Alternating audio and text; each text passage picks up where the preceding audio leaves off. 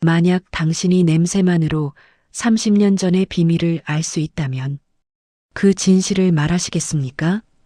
2021년 어느 겨울 아침 한 재벌가의 비서가 평범한 세탁소를 찾았습니다. 목적은 단 하나. 냄새 맡는 능력을 가진 12살 소년. 죽음을 앞둔 재벌 회장이 소년에게 제안합니다. 이 손수건에서 내 아내의 행방을 찾아내면 1,000억 원을 주겠다. 하지만 거짓말을 하면 너와 내 아버지는 평생 감옥행이다. 30년 전에 사라진 아내. 경찰도 탐정도 찾지 못한 여인. 과연 12살 소년이 찾을 수 있을까요? 안녕하세요, 여러분. 여러분의 가정에 행운과 건강이 항상 함께 하시길 기원드리며 오늘도 우리 함께 사는 이야기 시작합니다. 2021년 1월 서울의 겨울은 유난히도 매서웠습니다.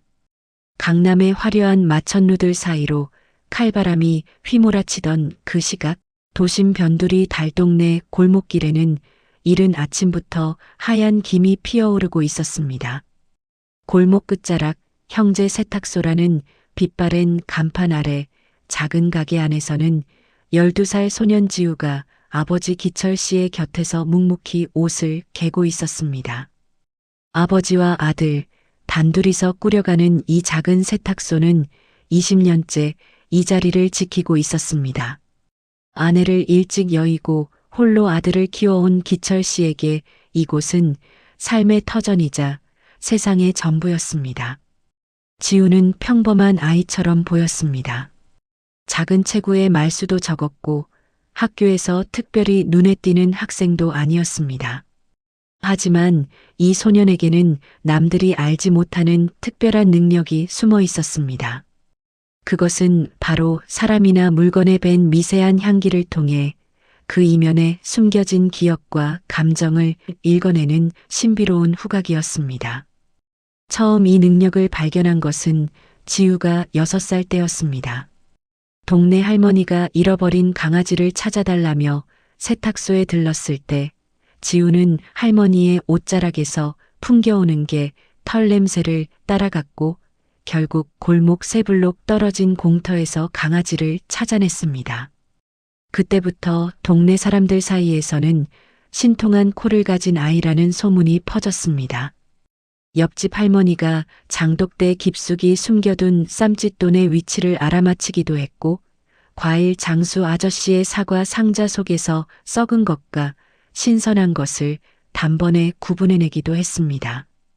하지만 기철 씨는 아들의 이런 비범한 능력이 혹여 독이 될까 싶어 늘 조심시켰습니다.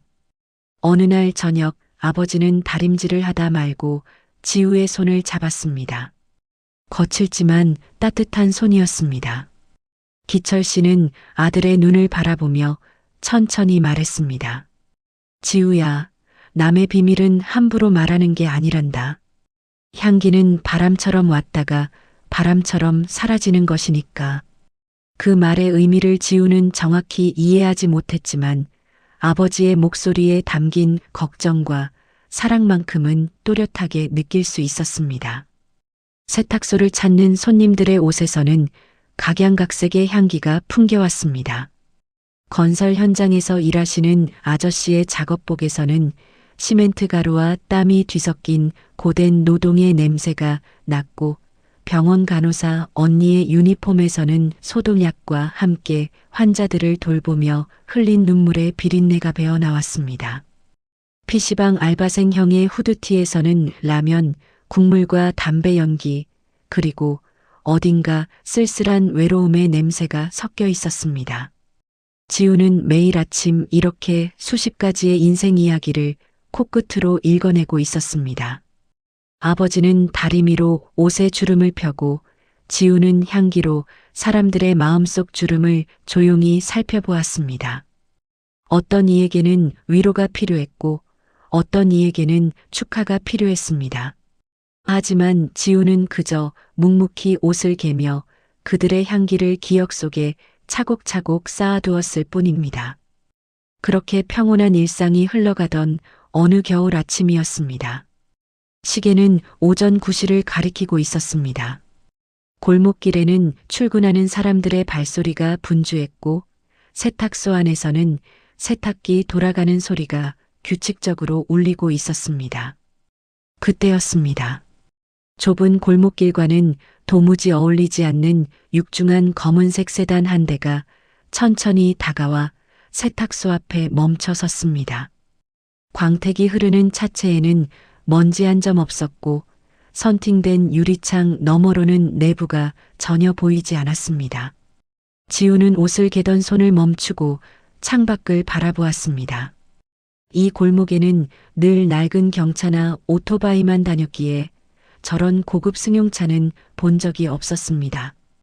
운전석과 조수석에서 동시에 정장 차림의 남자들이 내렸습니다. 뒷좌석 문이 열리자 깔끔하게 빗어넘긴 머리와 흐트러짐 없는 회색 정장을 입은 중년 남성이 모습을 드러냈습니다. 그는 주변을 둘러보더니 마치 이 골목의 공기조차 낯선 듯 인상을 살짝 찌푸리며 세탁소 문을 밀고 들어왔습니다.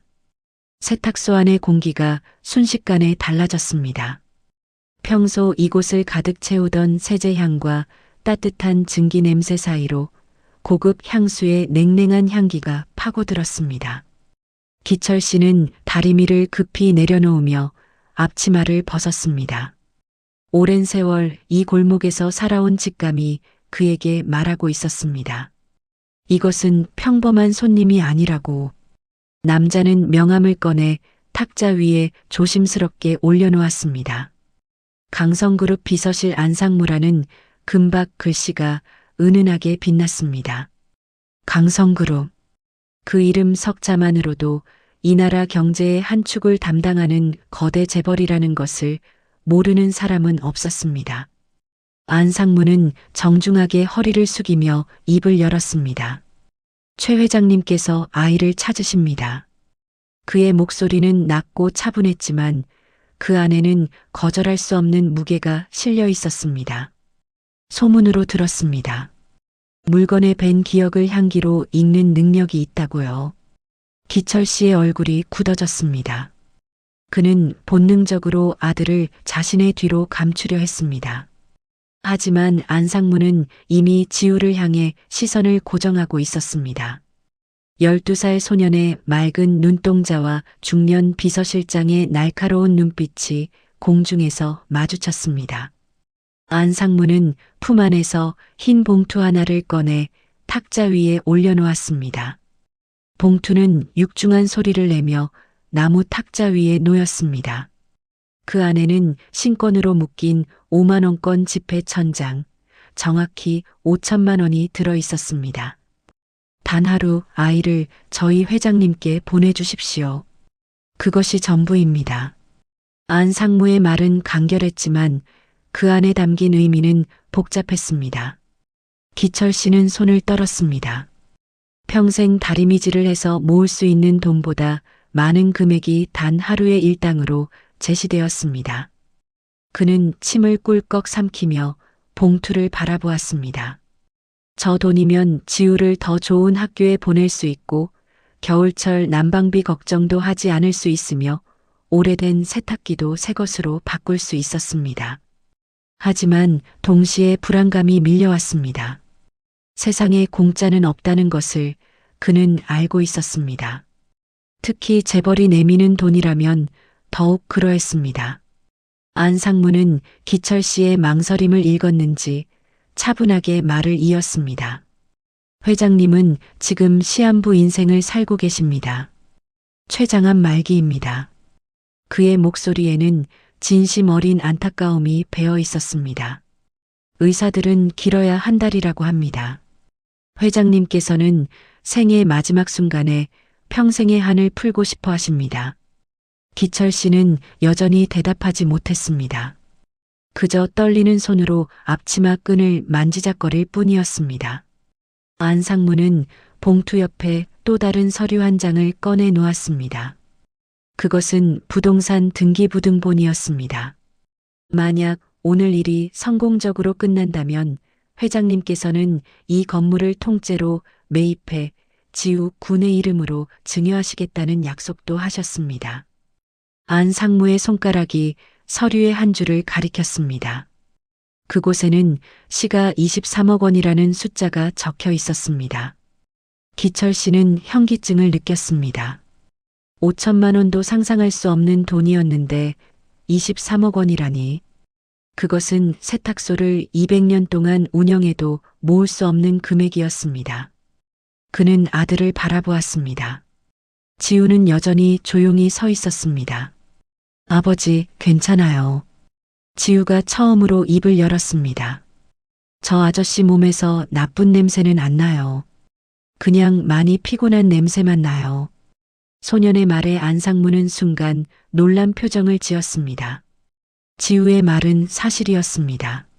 안상무에게서는 고급 양복의 섬유유연제 향과 명품 향수 냄새 너머로 커피를 과다하게 섭취한 사람 특유의 쓴 냄새와 수면 부족으로 인한 피로에 탁한 냄새가 배어나오고 있었습니다.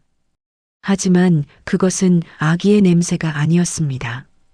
그저 누군가를 위해 자신을 혹사하는 충직한 신하의 냄새였습니다.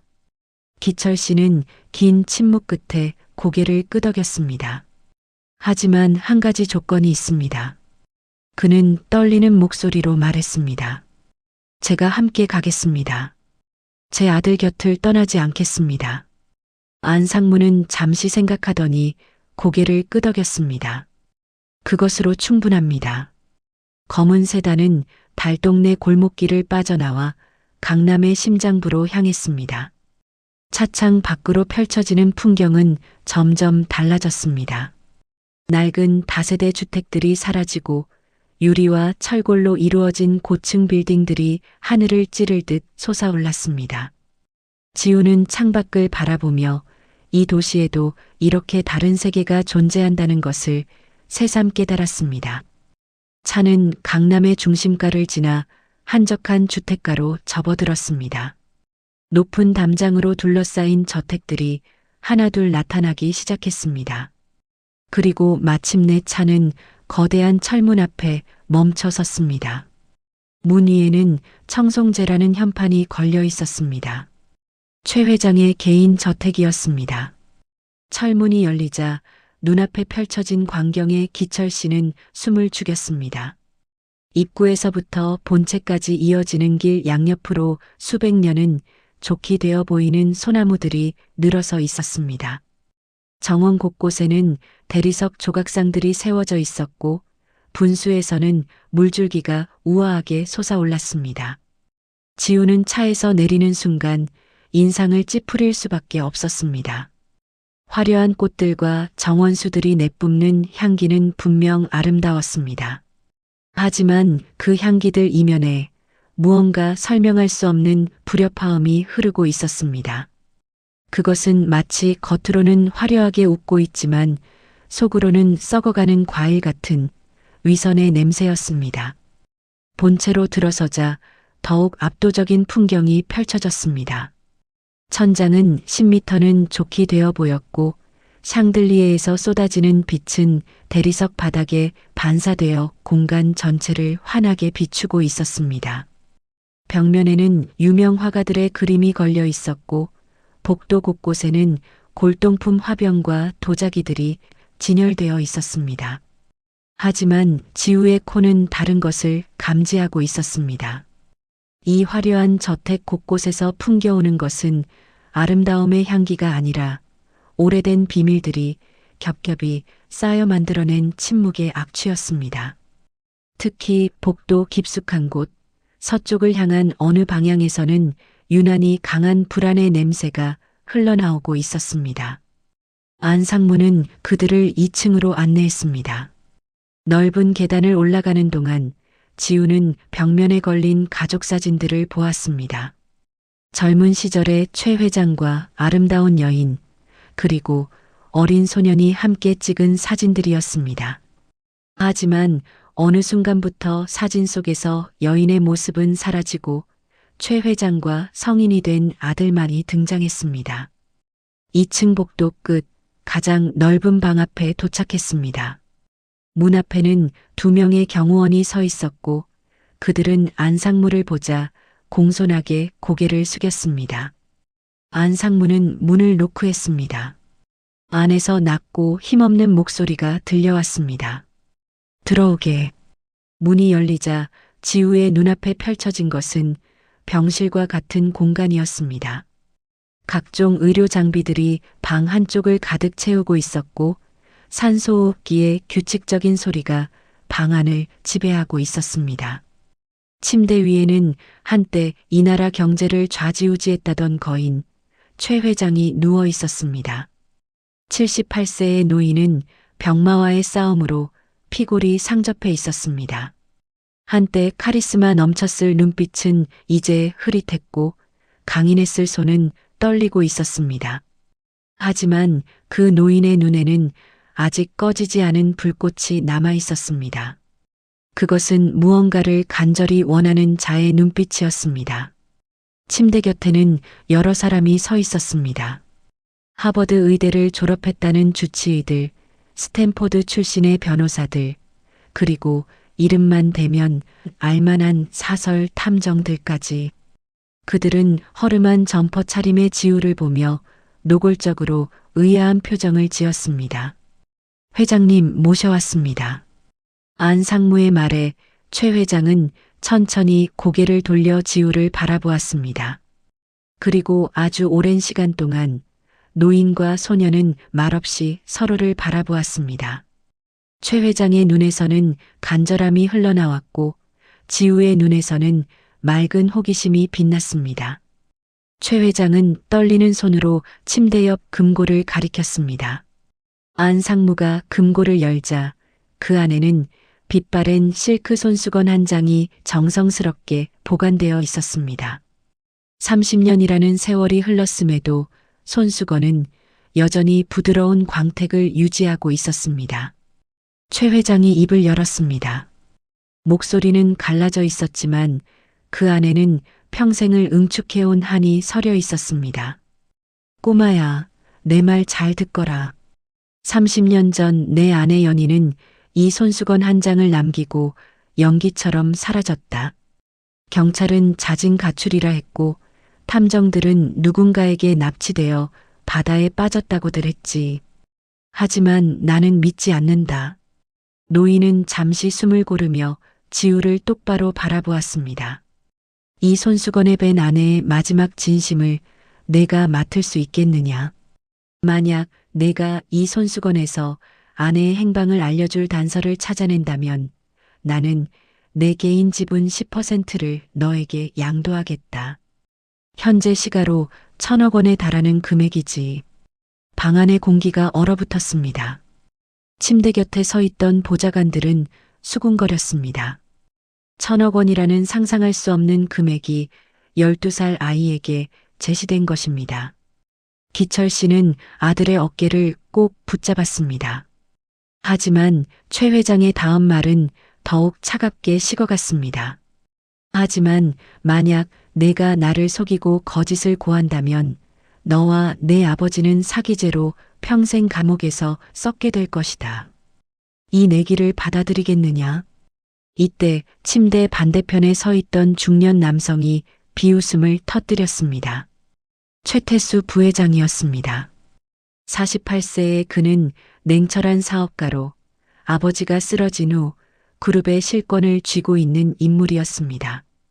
회장님, 저런 시장바닥 아이에게 우리 가문의 운명을 맡기시다니요. 이건 정말 상식 밖의 일입니다. 최태수의 목소리에는 분노와 함께 묘한 불안감이 섞여 있었습니다. 지우는 그 순간 최태수에게서 이상한 냄새를 맡았습니다. 그것은 고급 양복의 향기 아래 숨겨진 무언가 태울 때 나는 매캐한 화약 냄새였습니다. 최 회장은 아들의 말을 무시한 채 지우에게 손수건을 건넸습니다. 이 내기 받아들이겠느냐? 지우는 아버지를 바라보았습니다. 기철 씨는 고개를 저었지만 지우는 이미 결심한 듯 했습니다. 제가 할게요. 지우의 작은 목소리가 방 안을 채웠습니다. 하지만 저는 거짓말을 하지 않을 거예요. 제가 맡은 그대로만 말씀드릴게요. 그것이 회장님이 원하시는 답이 아니더라도요. 최 회장은 만족스러운 표정으로 고개를 끄덕였습니다. 그것으로 충분하다. 진실만을 말해다오. 지우는 천천히, 아주 천천히 손수건을 받아들었습니다. 그리고 눈을 감았습니다. 방 안에 수많은 사람의 숨소리가 지우의 귀에는 들리지 않았습니다. 오직 코끝으로 전해지는 향기의 세계만이 펼쳐지기 시작했습니다. 지우는 손수건을 코끝에 가져갔습니다. 처음에는 아주 은은한 백합 향기가 느껴졌습니다. 연희 여사가 생전에 가장 좋아했다는 프랑스산 명품 향수의 잔향이었습니다. 30년이라는 세월이 흘렀음에도 그 향기는 여전히 우아하게 남아 있었습니다. 하지만 지우는 그 향기 속에 숨겨진 다른 무언가를 찾아내기 위해 더 깊은 감각 속으로 들어갔습니다. 향기는 층층이 쌓인 지층과 같아서 가장 윗면의 화려함을 걷어내면 그 밑바닥에 숨겨진 진실이 드러나기 마련입니다. 지우의 눈꺼풀이 미세하게 떨리기 시작했습니다. 소년의 머릿속에는 30년 전의 환영이 냄새를 타고 그려지고 있었습니다. 방 안의 모든 이들이 숨을 죽이고 지켜보았습니다. 오직 산소호흡기의 규칙적인 소리만이 정적을 깨뜨리고 있었습니다. 지우가 입을 열었습니다. 비린내가 나요. 보좌관 하나가 피식 웃으며 말했습니다. 아내가 바다에 빠졌다는 탐정들의 말이 맞나 보군. 바다 비린내 아니냐? 지우는 천천히 고개를 저었습니다. 아니요, 이건 바다 냄새가 아니에요.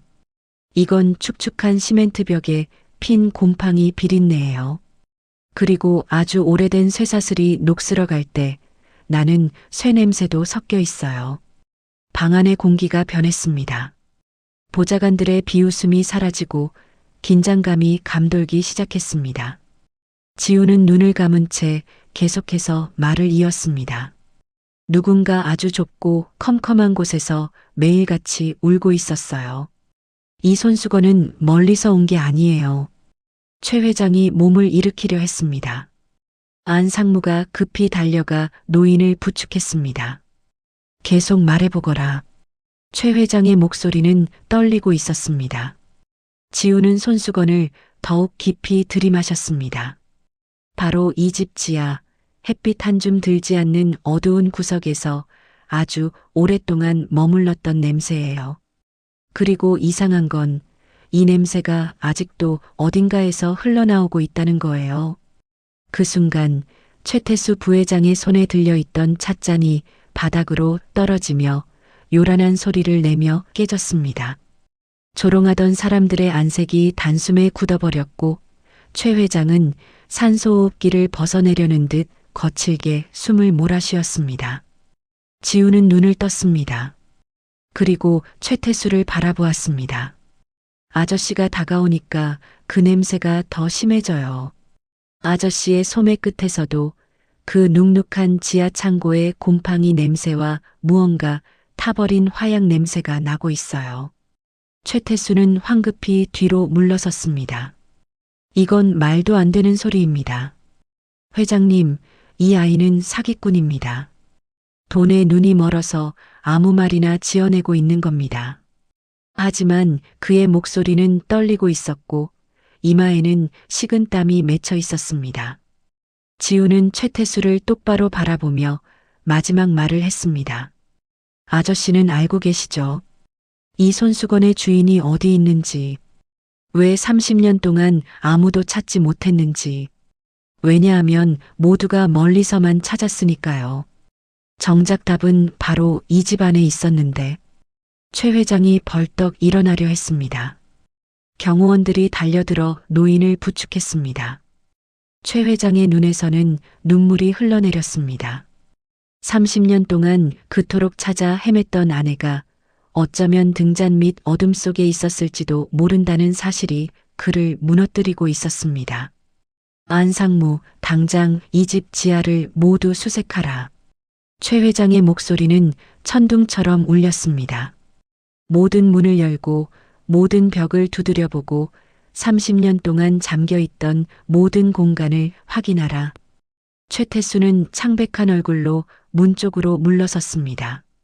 하지만 이미 경호원들이 그의 퇴로를 막아서고 있었습니다. 30년 동안 평온하게 유지되던 재벌가의 거짓된 평화가 12살 소년의 코끝에서 시작된 진실의 향기에 의해 산산조각 나고 있었습니다.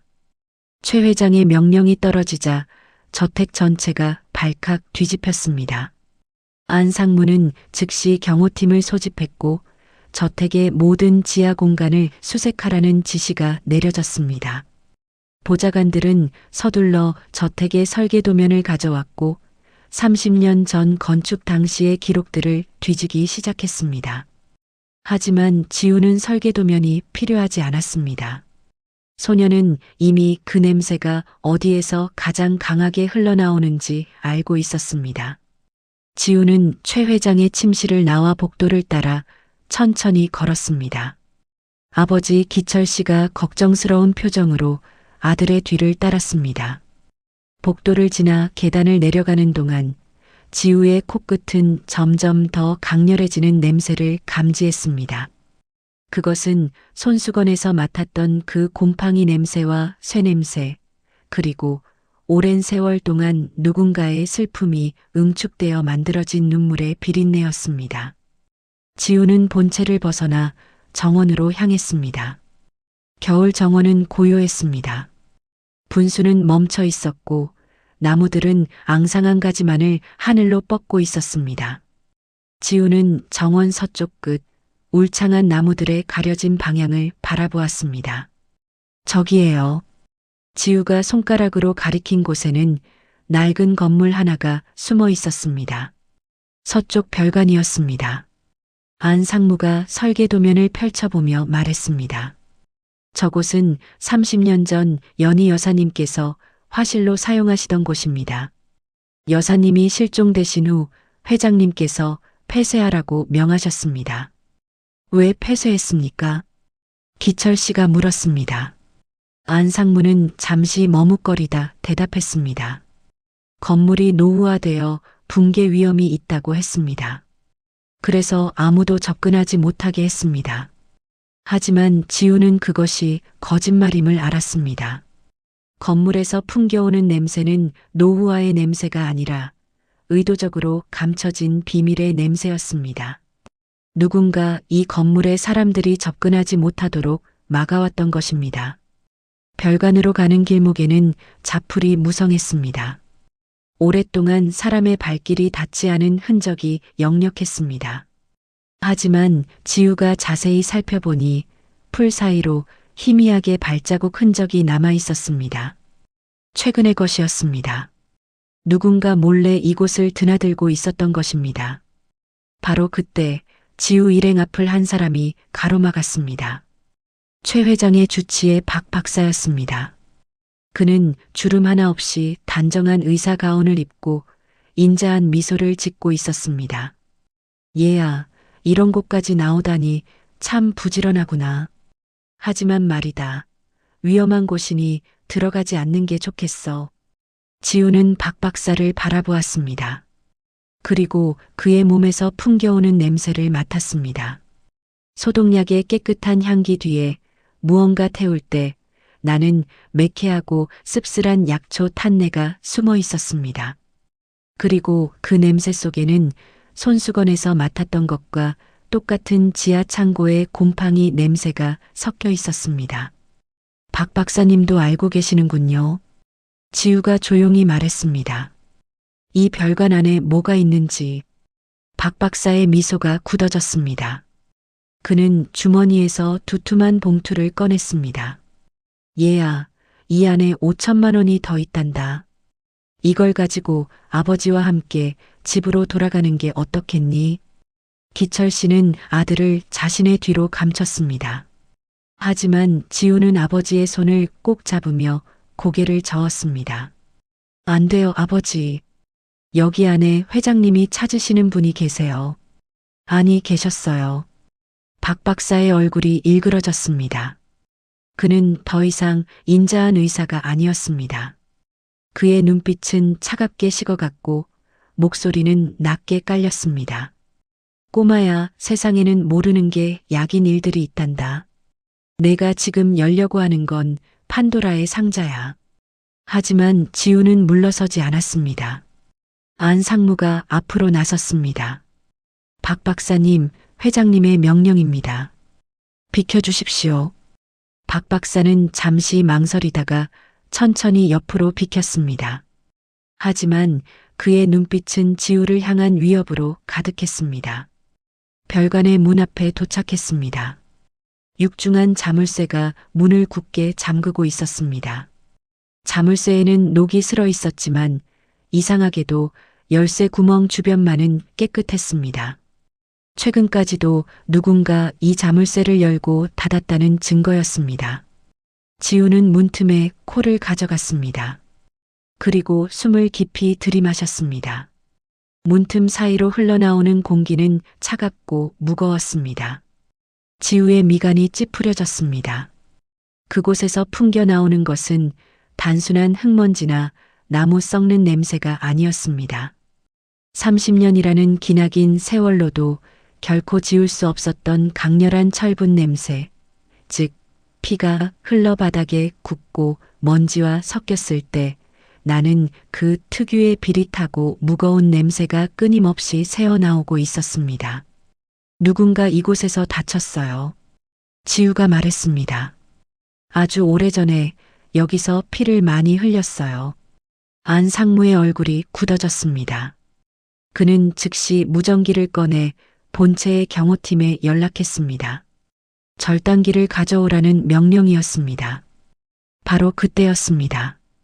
정원 쪽에서 거친 엔진 소리가 들려왔습니다. 검은색 SUV 한 대가 급히 달려와 별관 앞에 멈춰 섰습니다. 차에서 내린 사람은 최태수 부회장이었습니다.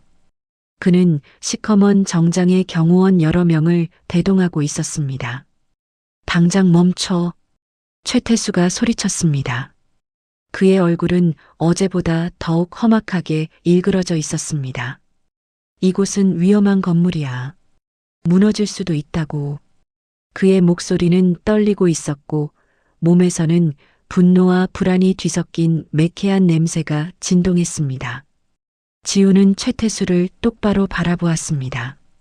아저씨가 제일 무서워하시는 게 뭐예요? 이 건물이 무너지는 거? 아니면 이 건물 안에 있는 게 밖으로 나오는 거? 소년의 맑은 목소리가 정원의 정적을 깼습니다. 최태수는 지우에게 다가와 멱살을 잡으려 했습니다. 하지만 안 상무가 재빠르게 막아섰습니다. 부회장님, 이것은 회장님의 명령입니다. 안 상무의 목소리는 단호했습니다. 최태수는 이를 갈며 물러섰습니다. 본체에서 경호원들이 절단기를 들고 달려왔습니다. 최태수는 마지막으로 소리쳤습니다. 아버지께서 이 결정을 후회하실 거야. 이 문을 열면 우리 가문은 돌이킬 수 없는 수치를 겪게 될 거라고. 하지만 그때 휠체어에 탄 최 회장이 정원에 나타났습니다. 노인은 산소호흡기를 착용한 채 안상무의 부축을 받으며 별관 앞까지 왔습니다. 최 회장의 눈빛은 서슬 퍼렇게 빛났습니다. 수치? 최 회장이 아들을 노려보며 말했습니다. 30년 동안 내 아내가 어디 있는지도 모르고 산 것보다 더한 수치가 어디 있겠느냐. 당장 열어라.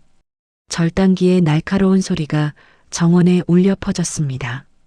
불꽃이 튀고 녹슨 자물쇠가 끊어졌습니다. 안 상무가 육중한 문을 밀었습니다.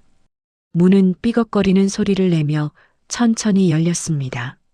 쏟아져 나오는 공기는 30년 동안 갇혀있던 비밀의 냄새로 가득했습니다. 지우가 말했던 그 곰팡이 냄새, 쇠 냄새, 그리고 피 냄새가 일제히 정원으로 터져 나왔습니다. 최 회장은 손수건으로 입을 막았고 경호원들은 인상을 찌푸렸습니다. 하지만 지우는 그 냄새 속에서 다른 무언가를 찾아내고 있었습니다. 악취 속에 숨어 있는 희미한 꽃향기였습니다. 백합이었습니다. 연희 여사가 가장 좋아했다던 그 꽃의 향기가 이 지독한 악취 속에서도 여전히 살아 숨쉬고 있었습니다. 안으로 들어갑니다. 안 상무가 손전등을 켜고 먼저 들어갔습니다. 지우와 기철 씨 그리고 최 회장이 그 뒤를 따랐습니다. 최태수는 창백한 얼굴로 입구에 서 있었습니다. 그는 들어가지 못했습니다.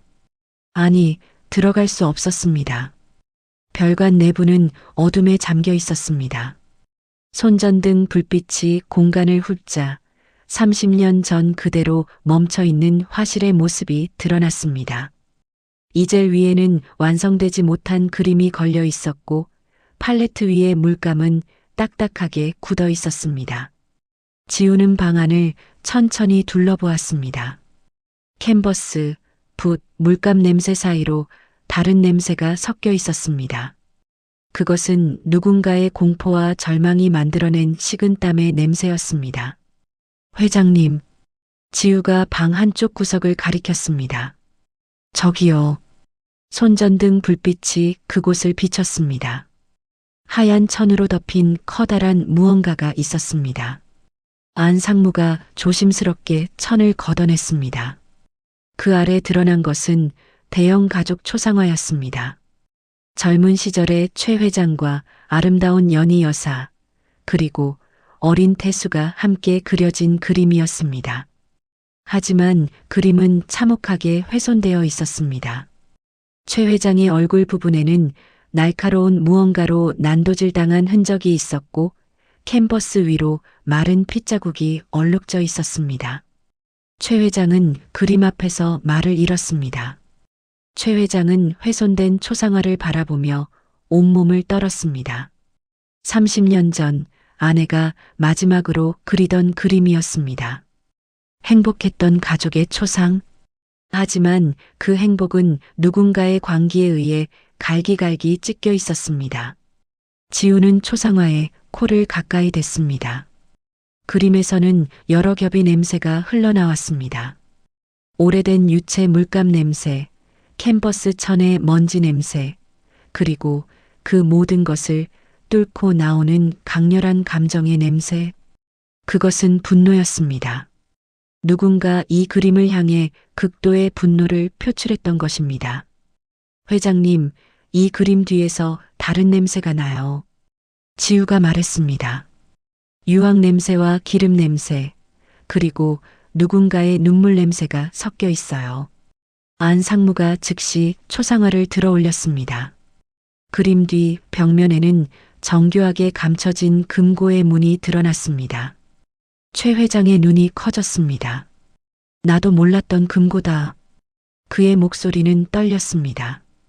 연희가 내 몰래 만들어둔 것인가? 금고에는 다이얼 자물쇠가 달려 있었습니다. 최 회장은 떨리는 손으로 다이얼을 돌렸습니다. 첫 번째 시도, 자신의 생일. 열리지 않았습니다. 두 번째 시도, 아들 태수의 생일. 역시 열리지 않았습니다. 최 회장은 잠시 생각에 잠겼습니다. 그리고 조심스럽게 다른 숫자를 입력했습니다. 1965년 4월 3일. 자신과 연희가 처음 만난 날이었습니다. 둔탁한 소리와 함께 금고의 문이 열렸습니다. 금고 안에는 돈이나 보석이 없었습니다. 대신 낡은 가죽 일기장 하나와 작은 녹음기 하나가 놓여 있었습니다. 최 회장은 떨리는 손으로 일기장을 꺼냈습니다. 표지에는 나의 마지막 진실이라고 적혀 있었습니다. 지우는 일기장에서 나는 냄새를 맡았습니다. 그리고 이상한 점을 발견했습니다. 회장님, 이 일기장에는 두 사람의 냄새가 나요. 하나는 여사님의 냄새지만 다른 하나는. 지우는 입구 쪽을 바라보았습니다. 저기 서 계신 분의 냄새예요. 모두의 시선이 입구로 향했습니다. 최태수가 창백한 얼굴로 서 있었습니다. 그는 더 이상 도망칠 수 없다는 것을 알고 있었습니다. 30년 동안 쌓아 올린 거짓의 성벽이 마침내 무너지고 있었습니다. 최 회장은 일기장의 첫 페이지를 펼쳤습니다. 거기에는 연희 여사의 섬세한 필체로 글이 적혀 있었습니다. 1991년 3월 15일. 오늘 태수가 나를 이곳에 가뒀다. 내 아들이, 내가 낳고 키운 아들이 나를 감금했다. 이유는 간단했다. 당신이 나에게 회사 경영권을 넘기려 한다는 것을 알았기 때문이다. 최 회장의 손이 떨렸습니다. 안 상무가 노인을 부축했습니다. 최 회장은 계속해서 일기를 읽었습니다. 태수는 내가 화가에 불과하다며 회사를 경영할 자격이 없다고 했다. 그리고 당신께 내가 바람을 피워 도망갔다고 말할 거라고 했다. 나는 이 화실 지하에 갇혔다. 태수는 매일 음식을 넣어주며 내가 순순히 경영권 포기각서에 서명하면 풀어주겠다고 했다. 방안이 정적에 휩싸였습니다. 오직 최 회장의 거친 숨소리만이 들렸습니다. 노인은 다음 페이지를 넘겼습니다. 한 달이 지났다. 태수는 나를 설득하기 위해 박 박사를 보냈다. 박사는 내게 주사를 놓았다. 정신이 흐릿해졌다. 그들은 내가 미쳤다는 진단서를 위조하려는 것 같다. 최 회장이 박 박사를 노려보았습니다. 주치의는 고개를 떨구었습니다. 그의 몸에서는 죄책감의 시큼한 냄새가 흘러나왔습니다. 일기는 계속되었습니다. 연희 여사는 석 달 동안 지하 감옥에 갇혀 있으면서도 경영권 포기각서에 서명하지 않았습니다. 그녀는 남편을 믿었습니다. 언젠가 최 회장이 자신을 찾아낼 것이라고 믿었습니다. 하지만 그 믿음은 배신당했습니다. 일기의 마지막 페이지에는 이렇게 적혀 있었습니다. 1991년 6월 1일. 오늘 태수가 말했다. 당신이 나를 포기했다고. 당신이 새로운 여자를 만났다고. 나는 믿지 않았다. 하지만 태수가 보여준 사진들, 당신이 다른 여자와 웃으며 식사하는 모습을 보고 무너졌다. 모두 조작된 것이었을까? 나는 더 이상 알 수 없다. 최 회장은 울음을 터뜨렸습니다. 그 사진들은 모두 사업상 만남이었습니다. 하지만 아들은 그것을 교묘하게 편집해 아내에게 보여준 것입니다. 30년 동안 최 회장은 아내가 자신을 배신하고 떠났다고 믿었고 연희 여사는 남편이 자신을 버렸다고 믿었습니다. 지우는 녹음기를 집어들었습니다. 재생 버튼을 눌렀습니다. 오래된 테이프에서 연희 여사의 떨리는 목소리가 흘러나왔습니다. 테이프에서 흘러나오는 연희 여사의 목소리는 떨리고 있었습니다. 배경에서는 물 떨어지는 소리와 쇠사슬 끌리는 소리가 희미하게 들렸습니다. 지하 감옥에서 녹음된 것이 분명했습니다. 여보, 이 목소리가 당신에게 닿을 수 있을지 모르겠어요.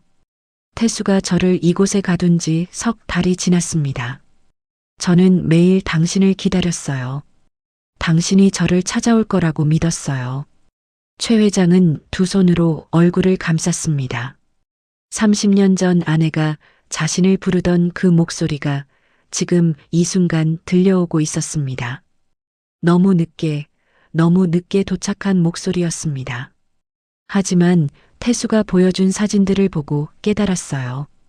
당신도 저를 포기했다는 것을, 아니면 제가 미쳐서 이 모든 것을 상상하고 있는 건지도 모르겠어요. 박 박사가 놓는 주사를 맞고 나면 정신이 흐릿해져요. 녹음은 잠시 끊겼다가 다시 이어졌습니다. 이번에는 연희 여사의 목소리가 더욱 약해져 있었습니다. 오늘 태수가 마지막 통보를 했어요. 경영권 포기 각서에 서명하지 않으면 저를 영원히 이곳에 가둬두겠다고. 저는 거부했어요. 이것만은 지킬 수 있을 것 같았거든요. 당신이 제게 맡기려 했던 그 신뢰를. 최태수는 벽에 등을 기댄 채 무너져 내렸습니다. 그는 손으로 귀를 막았지만 어머니의 목소리는 계속해서 흘러나왔습니다. 하지만 저는 포기하지 않을 거예요. 이 화실 어딘가에 탈출구가 있을 거예요. 태수가 음식을 넣어줄 때 느껴지는 바람의 방향으로 봐서 분명 다른 통로가 있어요. 저는 매일 밤 벽을 두드리며 찾고 있어요. 지우는 녹음기를 들고 방 안을 천천히 걸었습니다. 여사님은 포기하지 않으셨어요. 소년의 목소리가 어둠 속에서 울렸습니다. 이 목소리는 절망의 기록이 아니라 생존의 기록이에요. 안상무가 손전등으로 방 안 구석구석을 비췄습니다. 화실 벽면에는 여러 점의 그림이 걸려 있었습니다. 모두 연희 여사의 작품이었습니다. 풍경화, 정물화, 그리고 최 회장의 초상화까지. 하지만 지우의 눈길을 끈 것은 방 한쪽 구석에 놓인 작은 그림이었습니다. 다른 그림들과 달리 액자도 없이 벽에 기대어 있는 그림이었습니다. 지우가 그림에 다가가자 코끝으로 강렬한 들꽃 향기가 전해졌습니다. 저기요. 지우가 그림을 가리켰습니다. 저 그림이 이상해요. 안상무가 그림을 들어 올렸습니다. 그것은 들판에 핀 야생화를 그린 작은 수채화였습니다. 소박하지만 생명력 넘치는 그림이었습니다. 최 회장이 그림을 보더니 눈물을 흘렸습니다. 연희가 가장 좋아하던 들꽃이다. 우리가 처음 만난 곳에 피어있던 바로 그 꽃이야. 지우는 그림 뒤를 살폈습니다. 그리고 뭔가를 발견했습니다. 그림 뒷면에 연필로 작은 글씨가 적혀 있었습니다. 희망은 벽 너머에 있다.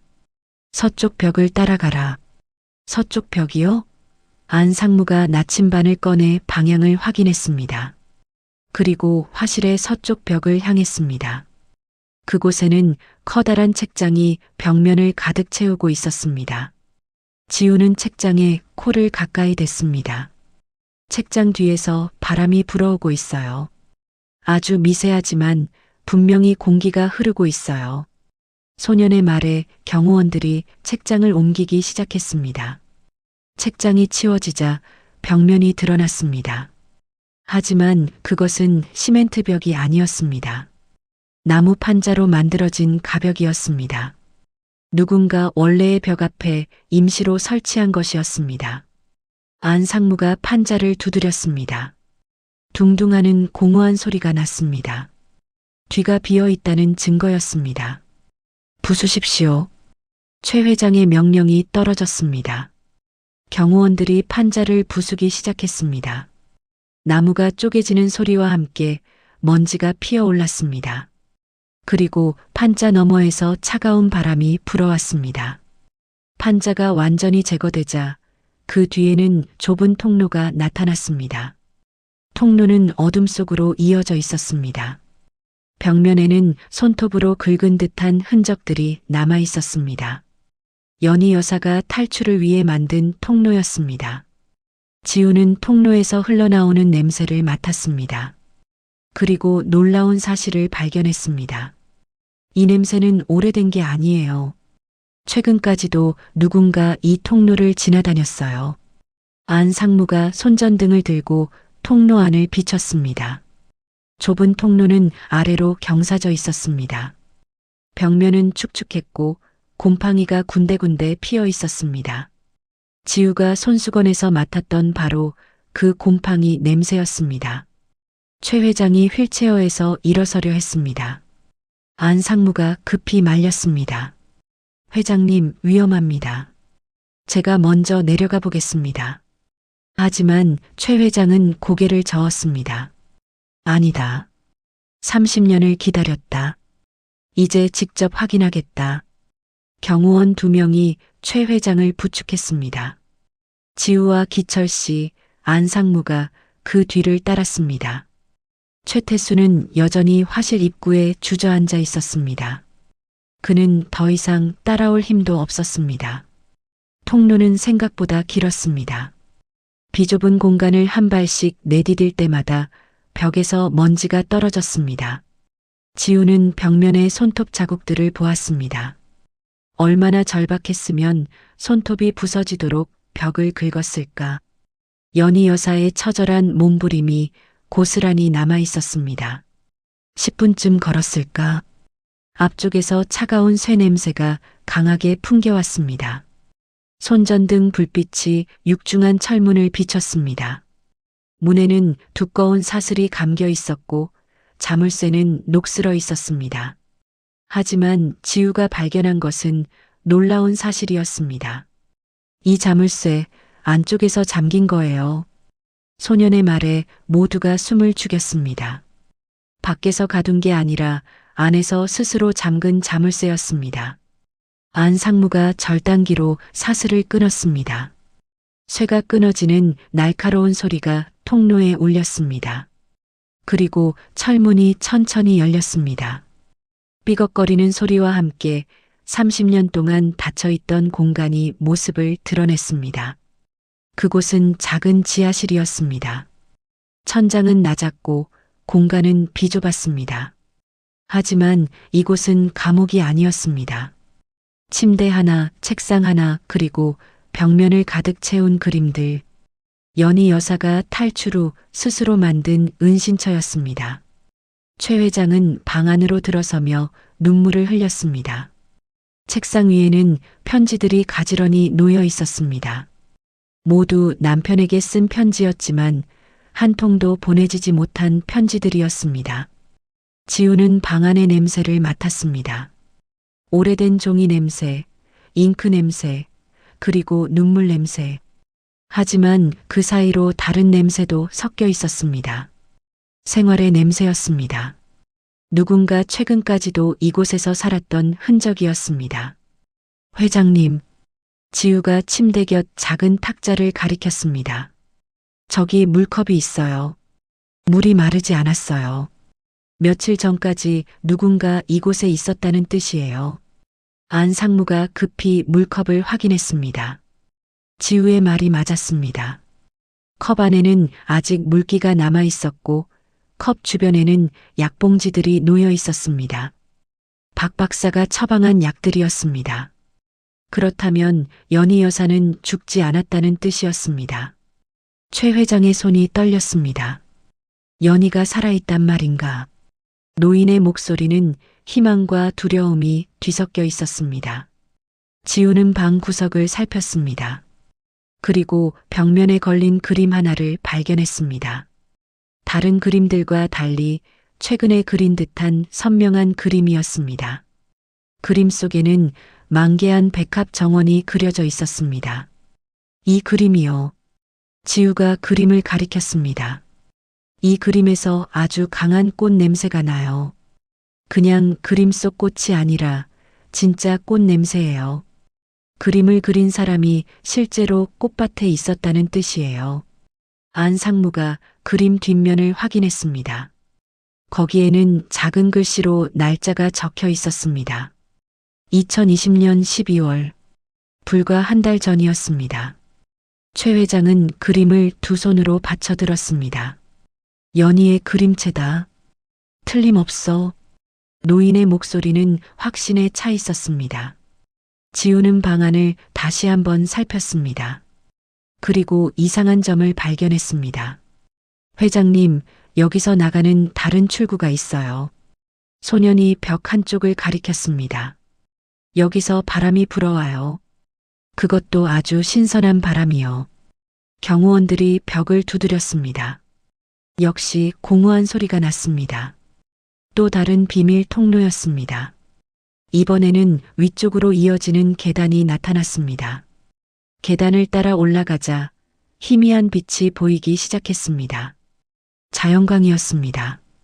통로는 지상으로 이어지고 있었습니다. 계단을 올라갈수록 빛은 더욱 밝아졌습니다.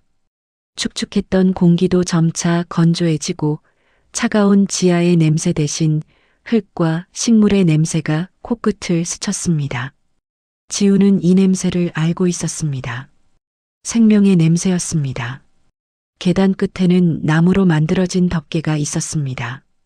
안 상무가 조심스럽게 덮개를 밀어 올렸습니다. 환한 빛이 쏟아져 들어왔습니다. 그리고 눈부신 초록빛 세계가 펼쳐졌습니다. 그곳은 온실이었습니다. 유리로 된 천장을 통해 햇빛이 가득 들어오고 사방에는 온갖 종류의 식물들이 자라고 있었습니다. 특히 백합, 수백 송이의 백합이 만개에 온실을 가득 채우고 있었습니다. 최 회장은 온실 안으로 들어서며 숨을 멈췄습니다. 이곳은 저택 뒤편 30년 전 폐쇄되었다던 낡은 온실이었습니다. 밖에서 볼 때는 버려진 것처럼 보였지만 내부는 누군가의 정성 어린 손길로 가꿔진 낙원이었습니다. 지우는 온실 안을 천천히 걸었습니다. 백합 향기가 소년을 감싸 안았습니다. 하지만 그 향기 속에는 다른 무언가가 섞여 있었습니다. 그것은 한 사람의 채취였습니다. 오랜 세월 이곳을 지켜온 사람의 냄새. 온실 중앙에는 작은 작업대가 있었습니다. 그 위에는 화분들과 원예 도구들이 가지런히 놓여 있었습니다. 그리고 한쪽에는 휠체어 하나가 세워져 있었습니다. 최근까지 사용한 듯 바퀴에 흙이 묻어 있었습니다. 회장님, 안 상무가 작업대 위에 사진 한 장을 발견했습니다. 그것은 30년 전 젊은 시절의 최 회장과 연희 여사가 함께 찍은 사진이었습니다. 사진은 낡았지만 정성스럽게 액자에 담겨 있었습니다. 최 회장은 사진을 떨리는 손으로 받아들었습니다. 연희가 여기 있었어. 30년 동안 나는 그녀를 찾아 헤맸는데 그녀는 바로 내 집 뒤편에 있었단 말이야. 노인의 목소리는 참회로 가득했습니다. 지우는 온실 한쪽에서 이상한 냄새를 맡았습니다. 꽃향기와는 다른 약간 쓴 냄새였습니다. 소년이 그쪽으로 다가가자 작은 책상이 나타났습니다. 책상 위에는 서류들이 가득 쌓여 있었습니다. 안 상무가 서류들을 확인했습니다. 그것들은 강성그룹의 내부 문서들이었습니다. 회계장부, 계약서, 비자금 내역서, 최태수 부회장이 30년 동안 빼돌린 돈의 흐름이 낱낱이 기록되어 있었습니다. 연희 여사는 이곳에 숨어 지내면서도 포기하지 않았던 것입니다. 그녀는 라디오로 회사 소식을 들으며 아들이 저지른 비리를 하나하나 기록해 왔습니다. 언젠가 진실이 밝혀질 날을 위해. 회장님, 이것 좀 보십시오. 안 상무가 서류 더미 맨 아래에서 봉투 하나를 꺼냈습니다. 봉투 겉면에는 최 회장에게라고 적혀 있었습니다. 최근에 쓴 듯 잉크가 선명했습니다. 최 회장이 봉투를 열었습니다. 안에는 편지 한 장이 들어 있었습니다. 연희 여사의 필체였습니다. 여보, 이 편지를 읽고 계신다면 당신이 드디어 나를 찾아낸 거겠지요. 30년이 걸렸지만 나는 당신을 믿었어요. 나는 이제 떠나야 해요. 이 몸이 더 이상 버티기 힘들어요. 하지만 후회는 없어요. 당신을 사랑했고 그 사랑으로 버텼으니까요. 최 회장의 눈에서 눈물이 흘러내렸습니다. 편지는 계속되었습니다. 태수를 용서해 주세요. 그 아이도 탐욕에 눈이 멀었을 뿐이에요. 하지만 진실은 밝혀져야 해요. 그래야 우리 가문이 다시 바로 설 수 있어요. 서류들을 검찰에 넘겨주세요. 편지의 마지막 줄에는 이렇게 적혀 있었습니다. 온실 동쪽 백합밭 아래를 보세요.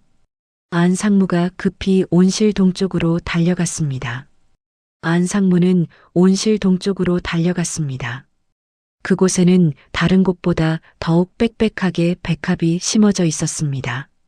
순백의 꽃잎들이 햇빛을 받아 눈부시게 빛나고 있었습니다.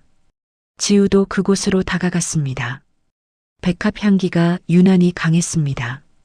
하지만 그 향기 밑에 다른 냄새가 숨어 있었습니다. 흙 냄새, 그리고 무언가 묻힌 것의 냄새. 안 상무가 조심스럽게 백합 화분들을 옮기기 시작했습니다. 경호원들이 도왔습니다. 화분들이 치워지자 흙바닥이 드러났습니다. 그리고 그 흙 위에 작은 돌무덤이 나타났습니다.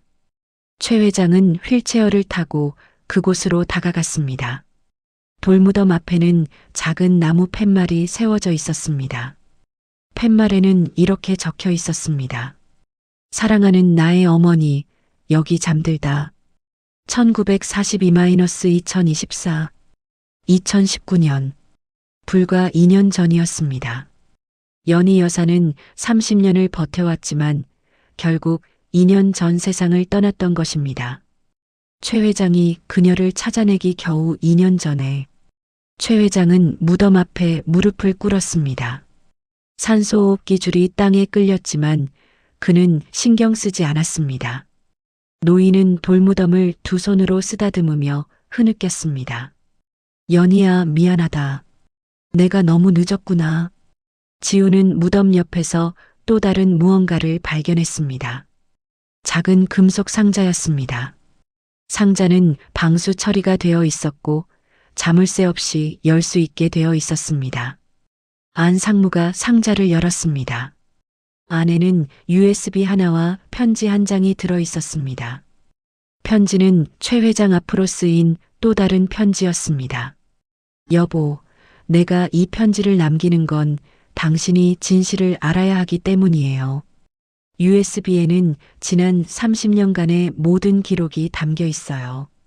태수가 저지른 일들, 박 박사의 공모, 그리고 나의 일기. 모두 당신께 남깁니다. 최 회장은 떨리는 손으로 USB를 받아들었습니다. 이것이 아내가 남긴 마지막 선물이었습니다. 진실이라는 선물. 그때 온실 입구에서 소란이 일었습니다. 최태수가 비틀거리며 들어오고 있었습니다. 그는 무덤을 보자 그 자리에 주저앉았습니다. 어머니, 최태수의 입에서 신음 같은 소리가 새어나왔습니다. 제가 죽였습니다. 제 손으로 직접 죽인 건 아니지만 제가 죽인 겁니다. 그는 무덤 앞으로 기어갔습니다. 저는 매달 박 박사를 통해 약과 음식을 보냈습니다. 어머니가 지하실에서 탈출해 이곳으로 온 것도 알았습니다. 하지만 방치했습니다. 어차피 세상과 단절된 어머니가 무엇을 할 수 있겠습니까? 최태수는 자신의 범죄를 술술 털어놓았습니다.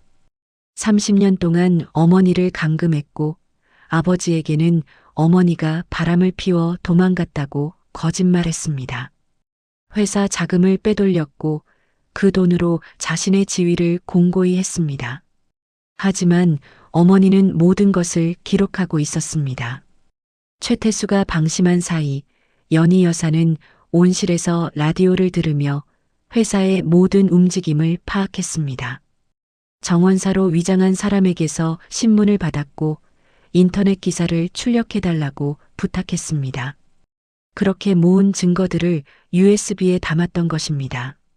언젠가 남편이 찾아올 것을 믿으며 지우는 무덤 앞에 무릎을 꿇었습니다. 여사님, 이제 편히 쉬세요. 회장님이 진실을 찾으셨어요. 소년의 맑은 목소리가 온실에 울렸습니다. 최 회장은 USB를 꼭 쥐고 하늘을 올려다보았습니다. 온실의 유리 천장 너머로 겨울 하늘이 보였습니다. 맑고 투명한 하늘이었습니다. 연희야, 약속하마. 내가 모은 이 증거들로 정의를 세우겠어. 그리고 우리 태수를 법의 심판을 받게 하겠어. 노인의 목소리는 비록 약했지만 결연함으로 가득했습니다. 온실을 나온 일행은 다시 저택 본체로 향했습니다. 최 회장은 휠체어에 앉은 채 USB를 꼭 쥐고 있었습니다. 그의 눈빛은 슬픔을 넘어 이제 분노로 타오르고 있었습니다. 거실에 도착하자 최 회장은 안 상무에게 명령했습니다. 당장 검찰에 연락하고 기자들도 불러들이시오. 30년 동안 숨겨졌던 진실을 세상에 알릴 것이오. 최태수는 소파에 주저앉아 있었습니다. 그는 더 이상 도망칠 생각도 하지 않았습니다. 30년 동안 쌓아 올린 거짓의 왕국이 무너지는 것을 지켜보는 수밖에 없었습니다. 박 박사도 경호원들에 의해 거실로 끌려왔습니다. 그는 창백한 얼굴로 최 회장 앞에 무릎을 꿇었습니다. 회장님, 용서해 주십시오. 저는 그저 부회장님의 명령을 따랐을 뿐입니다. 최 회장은 차갑게 대답했습니다. 30년 동안 당신은 내 주치의였소.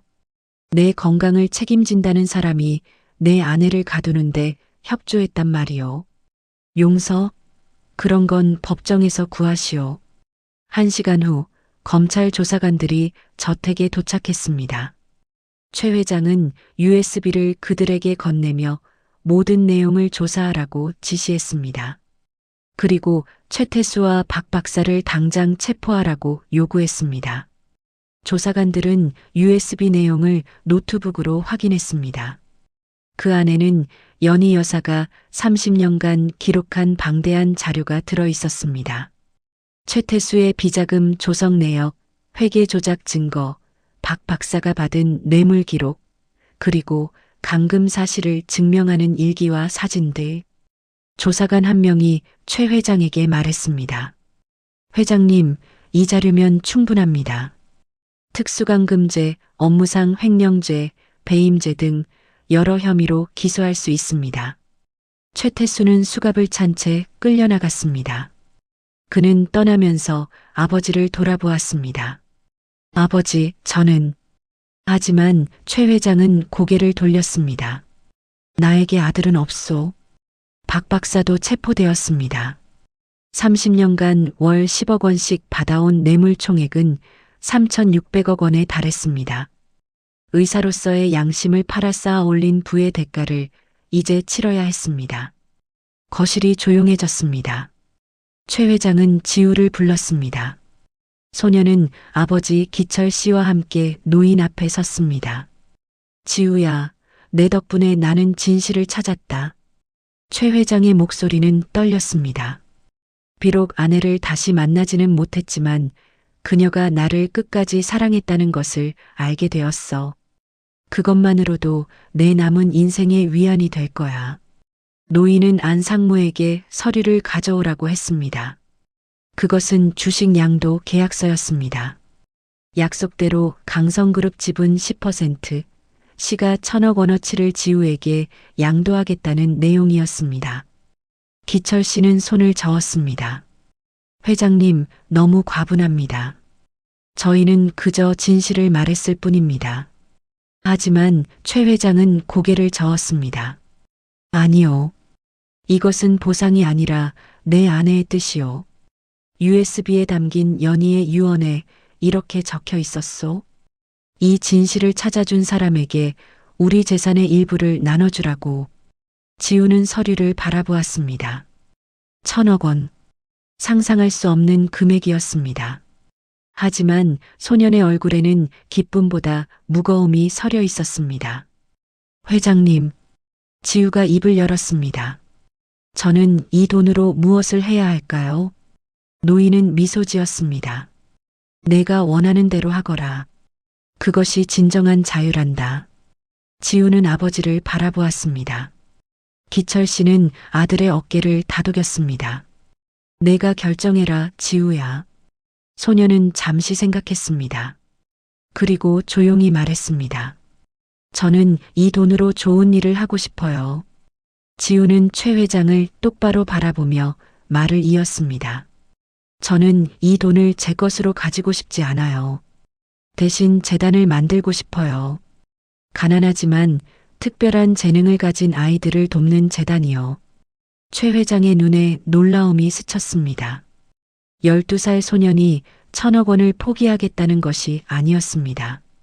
더 큰 뜻을 위해 쓰겠다는 것이었습니다. 그리고 세탁소는 그대로 아버지와 함께 운영할래요. 지우가 덧붙였습니다. 사람들의 옷에서 나는 냄새를 맡으며 그들의 이야기를 듣는 게 좋거든요. 그게 제 진짜 행복이에요. 기철 씨는 아들을 꼭 안아주었습니다. 아버지의 눈에도 눈물이 맺혔습니다. 거칠었던 손이 아들의 머리를 쓰다듬었습니다. 내 어머니가 봤다면 정말 자랑스러워했을 거야. 최 회장은 지우의 손을 잡았습니다. 좋다. 내 뜻대로 하자꾸나. 나도 개인 재산의 절반을 그 재단에 기부하마. 연희도 분명 그것을 원했을 거야. 안 상무가 메모를 하며 물었습니다. 재단의 이름은 어떻게 하시겠습니까? 지우는 잠시 생각하다가 대답했습니다. 연희 재단이요. 여사님의 이름으로요. 최 회장은 고개를 끄덕이며 눈을 감았습니다. 그의 입가에 희미한 미소가 떠올랐습니다. 고맙구나, 지우야. 내가 내 아내의 이름을 영원히 남겨주는구나. 닷새 후 최태수의 구속영장이 발부되었습니다. 언론은 30년 만에 밝혀진 재벌가의 추악한 진실을 대서특필했습니다. 강성그룹 주가는 폭락했고 이사회는 비상경영 체제에 돌입했습니다. 하지만 최 회장은 더 이상 회사 일에 관심이 없었습니다. 그는 매일 온실을 찾아 연희의 무덤 앞에 앉아 있었습니다. 백합을 손질하고 아내에게 말을 걸었습니다. 미안하다고, 사랑한다고. 지우도 가끔 온실을 찾았습니다. 소녀는 백합을 가꾸는 최 회장 곁에 앉아 조용히 시간을 보냈습니다.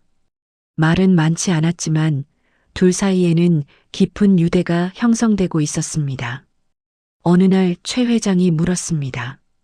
지우야, 너는 향기로 사람의 마음을 읽는다고 했지. 지금 내 몸에서는 어떤 냄새가 나니? 지우는 코를 킁킁거렸습니다. 그리고 조용히 대답했습니다. 평화의 냄새가 나요. 오랫동안 짐을 지고 가다가 마침내 내려놓은 사람의 냄새요. 최 회장은 웃었습니다. 맞다. 나는 이제 짐을 내려놓았어.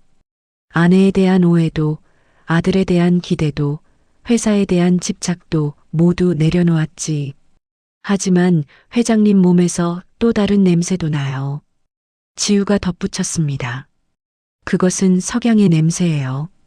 아름답지만 곧 저물 것 같은 냄새. 최 회장은 고개를 끄덕였습니다. 의사들도 같은 말을 하더구나. 이제 시간이 얼마 남지 않았다고. 하지만 나는 후회 없어.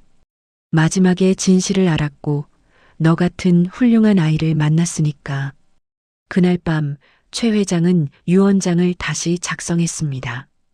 회사 지분의 대부분을 연희재단에 기부하고 나머지는 성실한 직원들에게 나눠주도록 했습니다.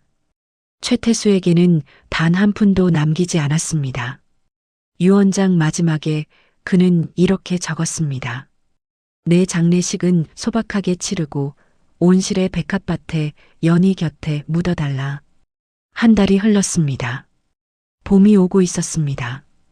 온실의 백합은 더욱 무성하게 피어났고 정원의 나무들도 새싹을 틀기 시작했습니다. 하지만 최 회장의 건강은 급격히 나빠지고 있었습니다. 의사들은 더 이상 할 수 있는 게 없다고 했습니다.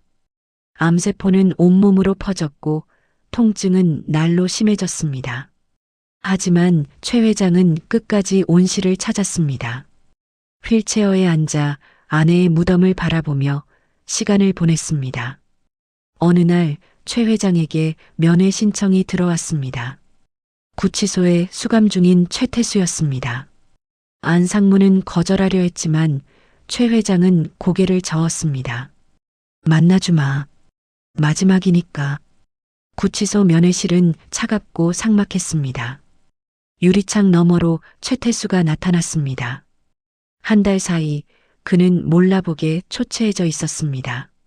수염은 덥수룩했고 눈빛은 공허했습니다. 아버지. 최태수가 먼저 입을 열었습니다. 목소리는 갈라져 있었습니다. 용서를 구하러 온 건 아닙니다.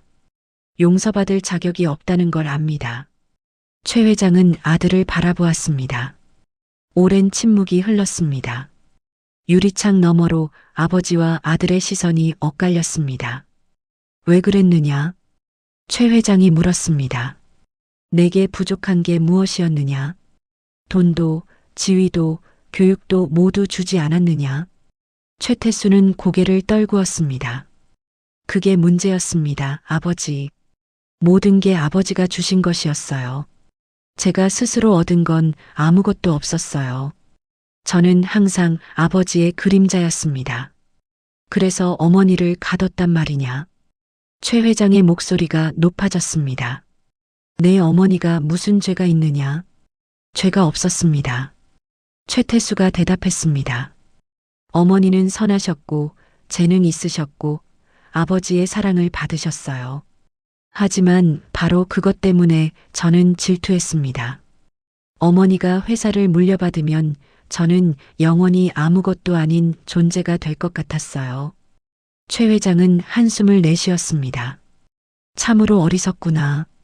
회사는 그저 돈을 버는 수단일 뿐이야. 가족보다 소중한 게 아니란다. 이제 압니다. 최태수가 고개를 들었습니다. 그의 눈에는 눈물이 맺혀 있었습니다. 30년이 걸렸지만 이제야 깨달았습니다. 제가 잃은 게 무엇인지. 최 회장은 전화기를 들었다 놓았습니다.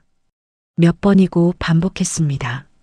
하고 싶은 말이 많았지만 입 밖으로 나오지 않았습니다. 너를 용서할 수는 없다. 최 회장이 마침내 말했습니다. 내가 저지른 일은 용서받을 수 없는 것이야. 하지만 미워하지는 않겠다. 미움은 나를 더 병들게 할 뿐이니까. 최태수는 고개를 끄덕였습니다. 감사합니다, 아버지. 그리고 어머니께 정말 죄송하다고 전해주세요. 최 회장은 자리에서 일어났습니다. 떠나기 전 마지막으로 아들을 바라보았습니다. 감옥에서 내 죄를 뉘우치거라. 그리고 언젠가 세상에 나오거든 내 어머니 무덤에 참회하러 오너라. 면회를 마치고 나온 최 회장은 휠체어에 앉자마자 기침을 했습니다. 손수건에 피가 묻어났습니다. 안 상무가 급히 병원으로 가자고 했지만 최 회장은 고개를 저었습니다. 온실로 가주게. 연희 곁으로. 그날 저녁 지우가 온실을 찾았습니다. 최 회장은 백합밭에 앉아 석양을 바라보고 있었습니다. 소년이 다가가자 노인은 미소 지었습니다. 지우야, 잘 왔구나. 오늘따라 너와 이야기하고 싶었단다. 최 회장의 목소리는 평소보다 더 약했습니다. 지우는 노인 곁에 앉았습니다. 회장님, 오늘 아드님을 만나셨죠? 최 회장은 놀라며 물었습니다. 어떻게 알았니? 회장님 몸에서 슬픔 냄새가 나요. 지우가 대답했습니다. 하지만 그 슬픔 속에 조금의 평화도 섞여 있어요. 최 회장은 석양을 바라보며 천천히 말했습니다. 지우야, 내가 평생 사업을 하며 배운 것이 있다면 돈은 결코 목적이 될 수 없다는 거란다. 돈은 수단일 뿐이지. 지우는 조용히 노인의 말을 들었습니다. 백합 향기가 두 사람을 감싸고 있었습니다. 나는 젊었을 때 가난했어. 최 회장이 회상했습니다. 하루 세 끼도 제대로 못 먹었지. 그래서 돈을 벌기로 결심했어. 가족을 굶기지 않겠다고 다짐했지. 처음에는 그 마음이 옳았어요. 지우가 말했습니다. 그래, 처음에는 그랬어. 최 회장이 고개를 끄덕였습니다. 하지만 어느 순간부터 돈을 버는 게 목적이 되어버렸지. 가족을 위한다는 명분으로 가족을 잃어버렸어. 노인은 잠시 말을 멈추고 기침했습니다. 지우가 물을 건넸고 최 회장은 고맙다는 듯 고개를 숙였습니다. 태수도 그랬어. 최 회장이 계속했습니다. 그 아이는 내가 회사만 보살피는 걸 보며 자랐지. 사랑보다 돈이 중요하다고 배운 거야. 내 잘못이었어. 회장님, 지우가 조심스럽게 물었습니다. 그럼 진짜 중요한 건 뭐예요? 최 회장은 연희의 무덤을 바라보았습니다. 사랑이란다. 그리고 진실. 돈이 아무리 많아도 사랑하는 사람 없이는 의미가 없어.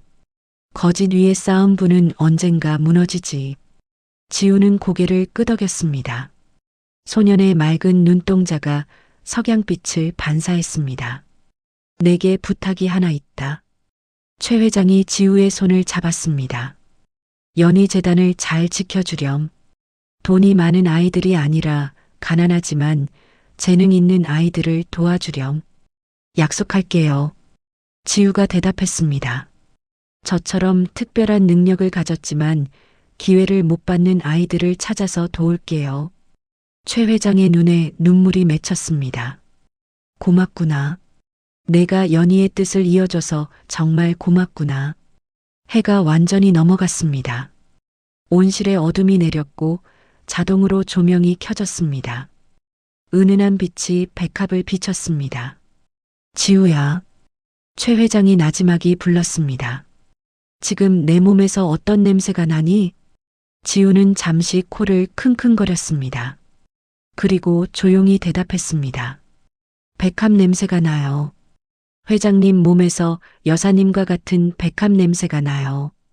최 회장은 미소 지었습니다. 그래, 이제 나도 연희에게 가는구나. 며칠 후 최 회장의 상태가 급격히 악화되었습니다. 의료진이 급히 투입되었지만 노인은 병원 이송을 거부했습니다. 온실에서 마지막을 맞이하고 싶다고 했습니다. 지우와 기철 씨도 온실로 불려왔습니다. 안상무를 비롯한 측근들도 모였습니다. 모두가 지켜보는 가운데 최 회장은 연희의 무덤을 바라보며 조용히 눈을 감았습니다. 연희야, 이제 감아. 노인의 마지막 말이었습니다. 30년을 기다렸어. 이제 내 곁으로 감아.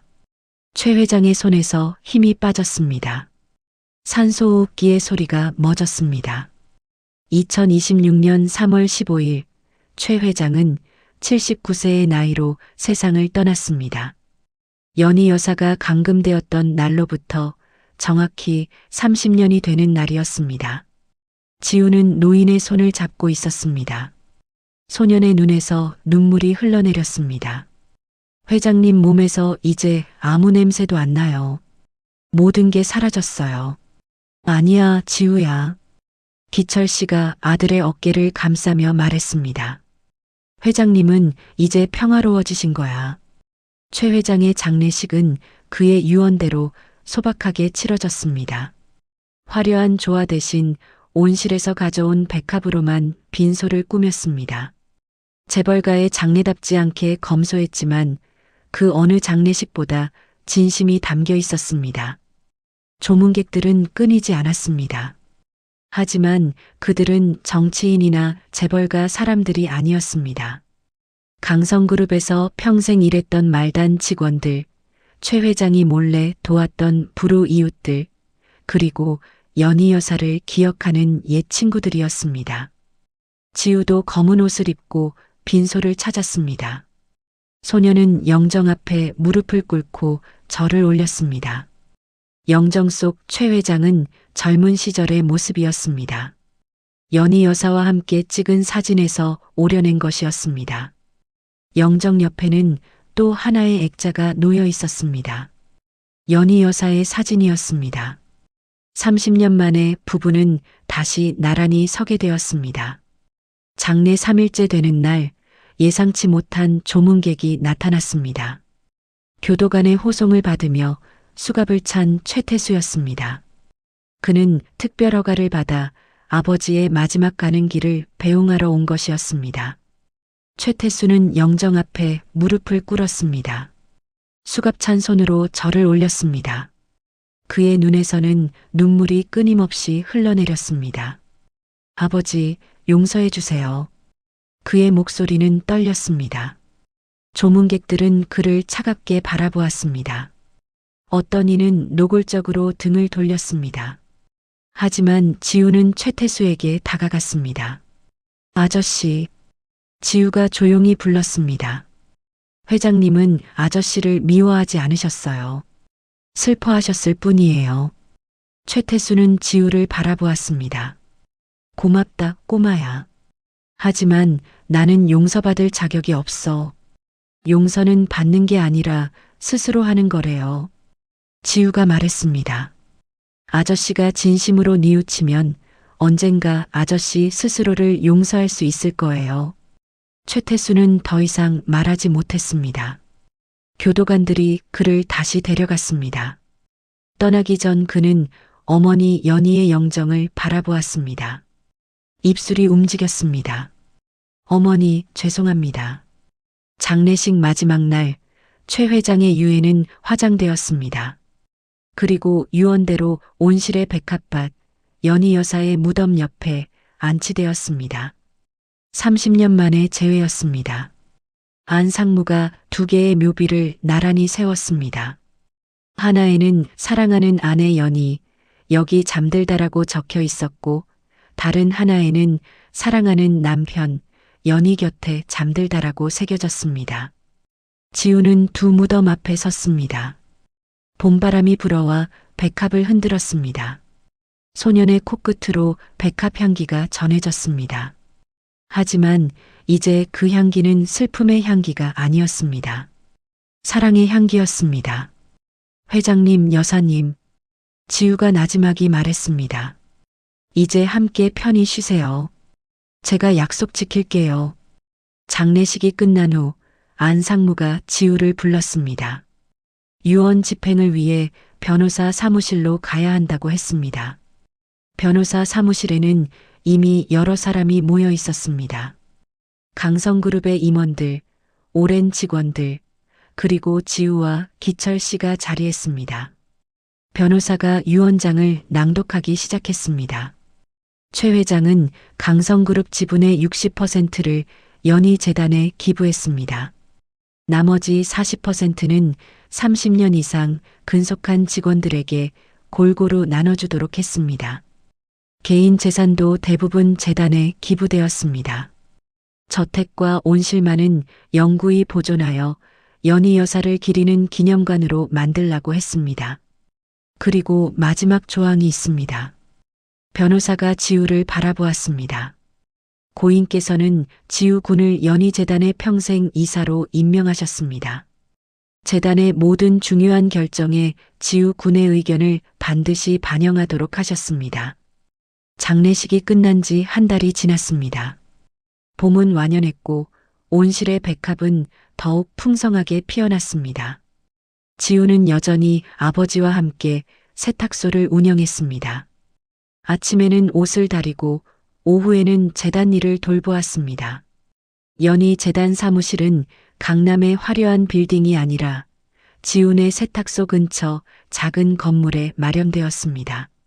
지우의 요청이었습니다. 가난한 아이들을 돕는 재단이 부자 동네에 있으면 안 된다고 했습니다. 첫 번째 이사회가 열렸습니다. 안상무를 비롯한 전문가들이 모였습니다.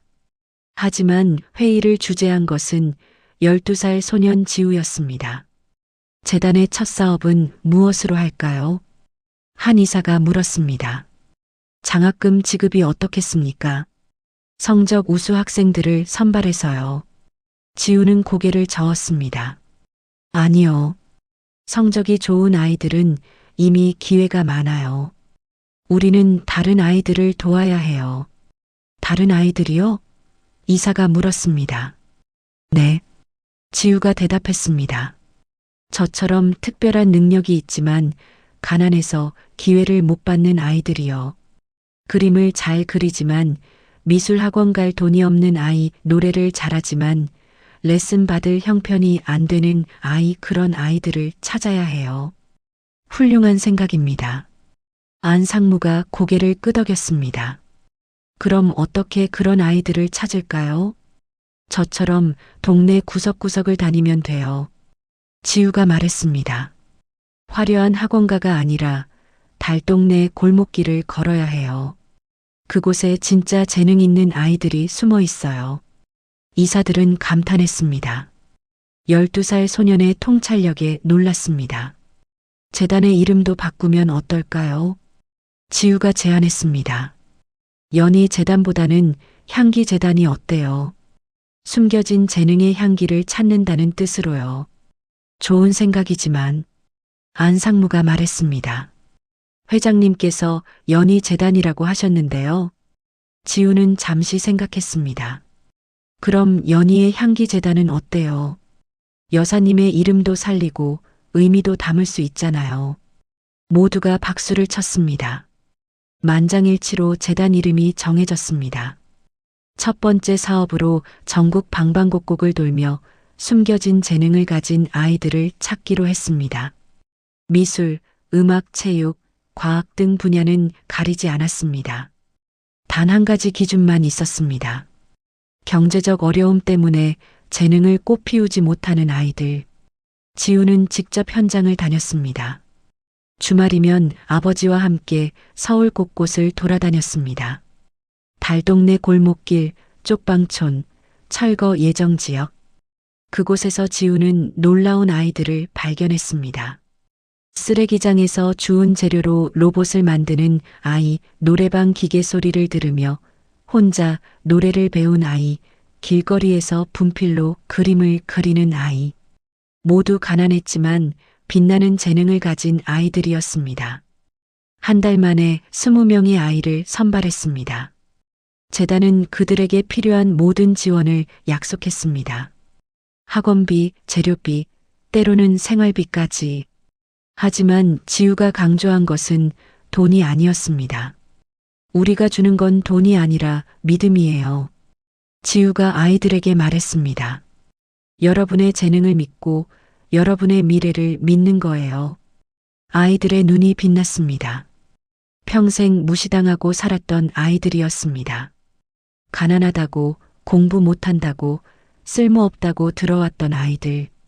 하지만 이제 누군가 자신들을 믿어주었습니다. 재단 사무실은 곧 아이들의 아지트가 되었습니다. 방과 후면 아이들이 모여들었습니다. 그림을 그리고 노래를 부르고 발명품을 만들었습니다. 지우도 그들 사이에서 자연스럽게 어울렸습니다. 어느 날 한 아이가 물었습니다.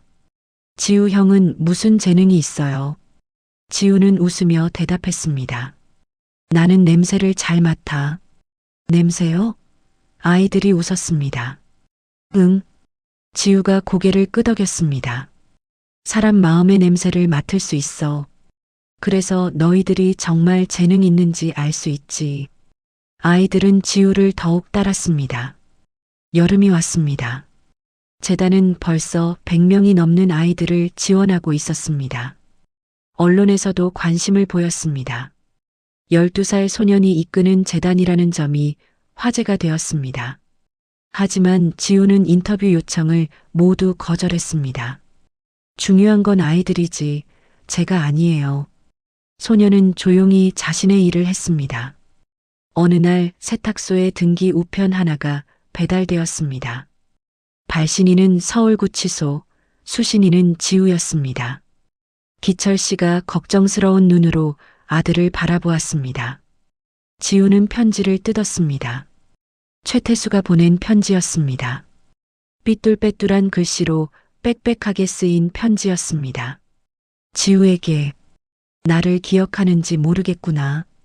나는 너에게 가장 추악한 모습을 보여준 어른이다.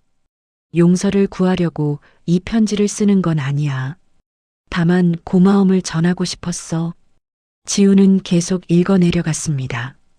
감옥에서 나는 많은 것을 생각했어. 내가 얼마나 어리석었는지, 얼마나 큰 것을 잃었는지, 돈과 권력을 위해 가족을 버렸다는 것이 얼마나 한심한 일인지. 편지에는 최태수의 참회가 담겨 있었습니다. 그는 매일 감방에서 어머니와 아버지를 떠올렸다고 했습니다. 그들에게 얼마나 큰 상처를 주었는지 깨달았다고 했습니다. 내가 아버지께 해드린 말이 계속 생각나. 용서는 받는 게 아니라 스스로 하는 것이라고. 나는 아직 나 자신을 용서하지 못했어. 하지만 언젠가는 용서할 수 있는 날이 오기를 바라. 편지 마지막에는 이렇게 적혀 있었습니다. 재단 소식을 신문으로 봤어. 내가 많은 아이들을 돕고 있다더구나. 나도 작은 보탬이 되고 싶어. 내 개인 재산 중 아직 압류되지 않은 100억 원을 재단에 기부하려 해. 더럽혀진 돈이지만 그래도 좋은 일에 쓰인다면 조금은 깨끗해질 수 있지 않을까? 지우는 편지를 덮었습니다. 아버지가 물었습니다. 무슨 내용이니? 지우는 편지를 건네주었습니다. 기철 씨는 편지를 읽고 한숨을 내쉬었습니다. 저 사람도 불쌍하구나. 하지만 자신이 저지른 일의 대가를 치러야지. 아버지, 지우가 말했습니다. 저 아저씨의 기부를 받을까요? 기철 씨는 망설였습니다. 범죄자의 돈을 받는 게 옳은가? 하지만 그 돈으로 아이들을 도울 수 있다면 내 생각은 어떠니? 기철 씨가 물었습니다. 받아야 한다고 생각해요. 지우가 대답했습니다. 돈 자체는 죄가 없잖아요. 어떻게 쓰느냐가 중요하죠. 지우는 최태수에게 답장을 썼습니다. 어린 소년의 글씨는 서툴렀지만 마음은 진심이었습니다. 아저씨, 기부 받겠습니다. 하지만 아저씨 이름으로는 안 돼요. 여사님 이름으로 기부해 주세요. 그게 진짜 속죄예요. 일주일 후 재단 통장에 100억 원이 입금되었습니다. 기부자 명의는 고 연희를 기리며였습니다. 이사회가 열렸습니다. 갑작스러운 거액 기부에 모두가 놀랐습니다. 안상무가 물었습니다. 지우군, 이 돈을 어디에 쓸까요? 지우는 준비한 계획서를 펼쳤습니다. 전국의 달동네마다 작은 문화센터를 만들고 싶어요. 가난한 아이들이 언제든 와서 그림을 그리고 악기를 배우고 꿈을 키울 수 있는 공간이요. 이사들은 박수를 쳤습니다. 연희 문화센터라는 이름의 첫 번째 센터가 지훈의 동네에 문을 열었습니다. 개소식 날 동네 아이들이 몰려들었습니다. 새 악기들, 미술 도구들, 책들이 가득한 공간. 아이들의 눈이 반짝였습니다. 지우는 아이들을 바라보며 미소 지었습니다. 여사님, 회장님. 소녀는 마음속으로 말했습니다. 보고 계세요. 아저씨도 변하고 있어요. 계절이 한 바퀴 돌아 다시 봄이 찾아왔습니다. 연희의 향기재단이 설립된 지 1년이 되는 날, 재단 사무실에는 특별한 행사가 준비되고 있었습니다. 첫 번째 장학생들의 성과 발표회였습니다. 지우는 이제 13살이 되었습니다. 키가 부쩍 자라 중학교 교복을 입은 모습이 제법 의젓해 보였습니다. 하지만 여전히 주말이면 아버지와 함께 세탁소 일을 도왔고 손님들의 옷에서 풍겨오는 삶의 냄새를 읽어내곤 했습니다. 학교에서도 지우는 특별히 눈에 띄지 않는 평범한 학생이었습니다. 친구들은 지우가 거대한 재단의 이사라는 사실을 몰랐고 지우도 굳이 말하지 않았습니다. 발표회장에는 200여 명의 하객이 모였습니다. 재단이 지원한 아이들과 그 가족들, 그리고 이들을 응원하는 지역 주민들이었습니다. 화려한 조명과 고급 음식은 없었지만 진심 어린 박수와 따뜻한 격려가 가득했습니다. 무대 뒤편에는 연희 여사와 최 회장의 사진이 나란히 걸려 있었습니다. 두 사람은 액자 속에서 평화롭게 미소 짓고 있었습니다. 첫 번째로 무대에 오른 것은 민수라는 15살 소년이었습니다. 1년 전만 해도 쪽방촌에서 폐품을 주워 로봇을 만들던 아이였습니다. 아버지는 일용직 노동자였고 어머니는 식당에서 설거지를 하며 생계를 이어갔습니다. 민수는 학교에서 과학 시간만 기다렸고 방과 후면 쓰레기장을 뒤져버려진 전자제품 부품을 모았습니다. 지우가 민수를 발견한 것은 우연이었습니다. 동네를 돌아다니던 중 한 골목에서 이상한 소리를 들었습니다. 모터 돌아가는 소리, 기어 맞물리는 소리. 지우가 소리를 따라가자 쪽방 한 칸에서 민수가 폐품으로 만든 로봇팔을 움직이고 있었습니다. 그 순간 지우는 민수의 몸에서 강렬한 열정의 냄새를 맡았습니다. 그것은 재능이 타오르는 냄새였습니다. 재단의 지원으로 민수는 과학고에 진학했고 이번에 전국 로봇 경진대회에서 대상을 받았습니다. 민수는 떨리는 목소리로 말했습니다. 1년 전 지우 형이 저를 찾아주지 않았다면 저는 아직도 쓰레기장에서 꿈을 주었을 거예요. 이제 저는 대학에 가서 로봇공학을 전공하고 싶어요. 그리고 언젠가 장애인을 돕는 로봇을 만들고 싶어요. 관객석에서 민수의 부모가 눈물을 흘렸습니다. 평생 가난에 짓눌려 살았던 그들에게 아들의 꿈은 기적이었습니다. 두 번째는 수진이라는 14살 소녀였습니다. 길거리에서 분필로 그림을 그리던 아이. 어머니는 일찍 돌아가셨고 알코올 중독자 아버지와 단둘이 살았습니다. 수지는 학교에서 미술 시간이 유일한 낙이었지만 미술학원은 꿈도 꿀 수 없었습니다. 그래서 길거리 아스팔트가 그녀의 캔버스였습니다. 지우가 수진을 발견한 날 소녀는 지하철역 바닥에 백합을 그리고 있었습니다. 놀랍도록 정교하고 아름다운 그림이었습니다. 지우는 그 그림에서 연희 여사와 같은 향기를 맡았습니다. 예술가의 영혼이 담긴 향기였습니다. 이제 수지는 유명 화랑의 초대를 받아 첫 개인전을 준비하고 있었습니다. 그녀가 그린 연희 여사의 초상화가 무대 스크린에 비춰졌습니다. 백합밭에 앉아 미소 짓는 여인. 30년의 고통을 견뎌낸 강인함과 끝까지 사랑을 잃지 않은 온화함이 동시에 담긴 그림이었습니다. 관객들의 눈시울이 붉어졌습니다. 수진이 말했습니다. 저는 이 그림을 그리면서 깨달았어요. 진짜 아름다움은 고통을 이겨낸 자리에서 피어난다는 것을요. 여사님처럼 저도 포기하지 않고 그림을 그릴 거예요. 세 번째는 12살 소년 준혁이었습니다. 소아암을 이겨낸 아이였습니다. 병원 침대에서 5년을 보낸 준혁의 유일한 친구는 피아노였습니다. 병원 로비의 낡은 피아노. 항암 치료를 받고 나면 준혁은 휠체어를 타고 로비로 내려가 피아노를 쳤습니다. 간호사들은 준혁의 연주에 눈물을 흘렸습니다. 지우가 준혁을 만난 것은 병원이었습니다. 우연히 아픈 동네 할머니를 문병 갔다가 로비에서 피아노 소리를 들었습니다. 지우는 그 소리를 따라갔습니다. 준혁은 앙상한 몸으로 피아노를 치고 있었습니다. 지우는 그 순간 준혁에게서 생명의 향기를 맡았습니다. 죽음과 싸우며 더욱 강렬해진 생명의 향기였습니다. 재단은 준혁에게 최고의 피아노 선생님을 연결해 주었고 병원비 부담을 덜어주었습니다.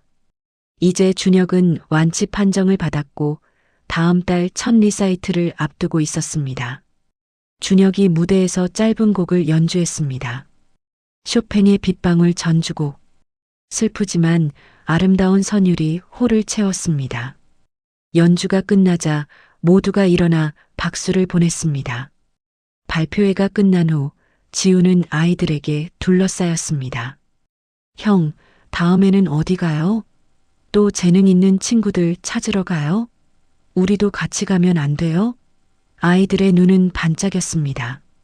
그들은 이제 도움을 받는 사람이 아니라 함께 다른 아이들을 돕고 싶어 했습니다. 지우는 웃으며 대답했습니다. 좋아. 다음 주 토요일에 같이 가자. 너희가 나보다 더 잘 찾을 수도 있어. 발표회가 끝나고 며칠 후 서울중앙지방법원에서는 최태수에 대한 선고 공판이 열렸습니다. 특수감금죄, 업무상 횡령죄, 배임죄 등 30여 개의 혐의에 대한 최종 판결이 내려지는 날이었습니다. 1년간의 재판 끝에 마침내 결론이 나는 순간이었습니다. 지우와 기철 씨도 방청석에 앉았습니다. 법정은 이미 사람들로 가득했습니다. 기자들, 강성그룹 직원들, 피해자 가족들 모두가 숨을 죽이고 피고인 입장을 기다렸습니다. 최태수는 죄수복을 입고 법정에 들어섰습니다. 1년 사이 그는 완전히 다른 사람이 되어 있었습니다. 머리는 하얗게 새었고 등은 굽어 있었습니다. 오만했던 눈빛은 사라지고 깊은 참회가 배어 있었습니다. 48세였던 그는 이제 70세 노인처럼 보였습니다. 재판장이 최종 진술 기회를 주었습니다. 최태수는 천천히 일어났습니다. 그리고 방청석을 돌아보았습니다. 저는 변명하지 않겠습니다. 그의 목소리는 떨렸습니다. 제가 저지른 일은 용서받을 수 없습니다. 저는 제 어머니를 가뒀고 아버지를 속였으며 수많은 사람들에게 피해를 입혔습니다. 법정은 조용했습니다. 최태수는 계속했습니다. 1년 동안 감옥에서 생각했습니다. 제가 왜 그랬을까? 돈이 필요해서였을까요? 아닙니다. 저는 이미 부자였습니다. 권력이 필요해서였을까요? 그것도 아닙니다. 저는 이미 권력을 가지고 있었습니다. 그는 잠시 숨을 고르고 말을 이었습니다. 진짜 이유는 두려움이었습니다.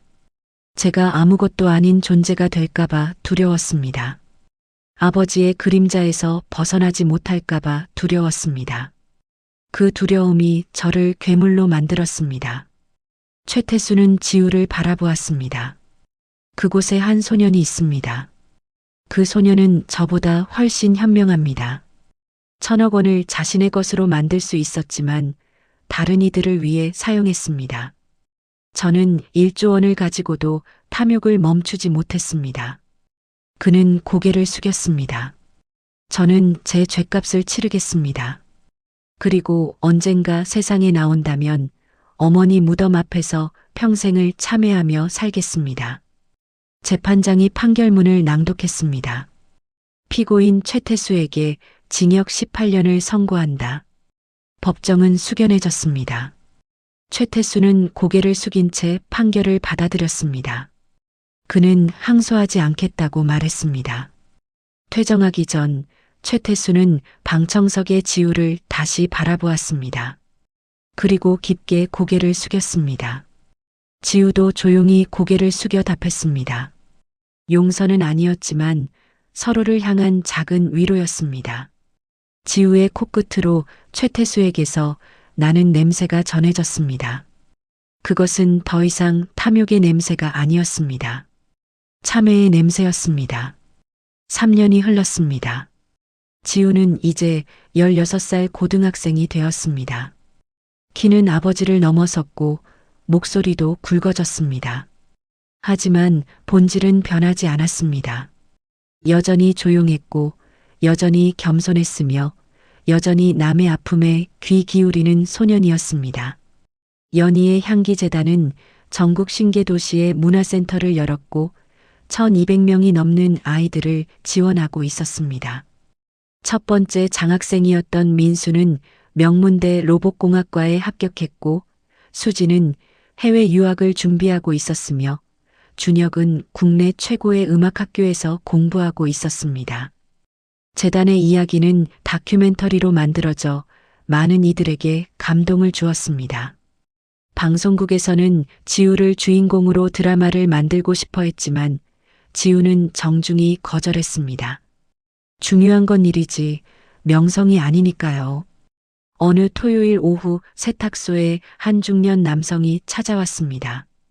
초췌한 모습이었지만 정갈한 양복을 입고 있었습니다.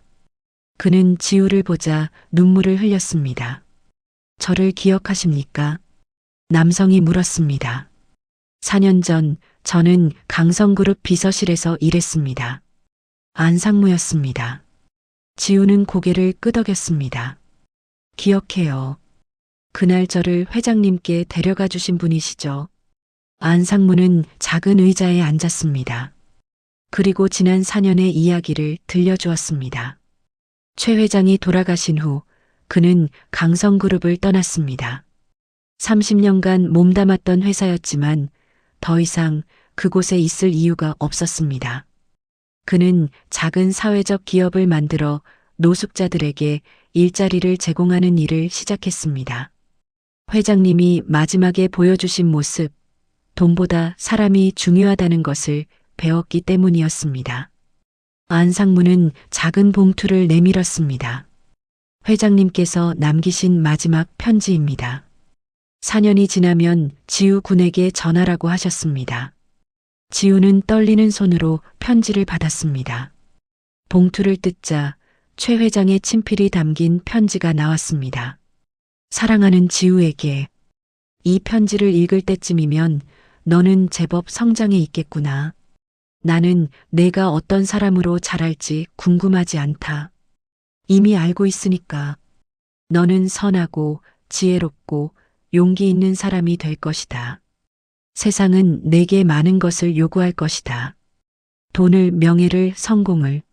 하지만 그것들에 흔들리지 마라. 너의 코가 진실을 알려줄 것이다. 향기는 거짓말을 하지 않으니까. 나는 평생을 돈을 쫓으며 살았다. 그리고 마지막에야 깨달았다. 진짜 부자는 많이 가진 사람이 아니라 많이 나눈 사람이라는 것을. 너는 이미 그것을 알고 있구나. 연희와 나는 저 백합밭에서 너를 지켜볼 것이다. 내가 걸을 길에 언제나 좋은 향기가 가득하기를 바란다. 그리고 기억하거라. 향기는 바람처럼 왔다가 사라지지만 그것이 남긴 변화는 영원하다는 것을. 마이너스 최 회장 올림.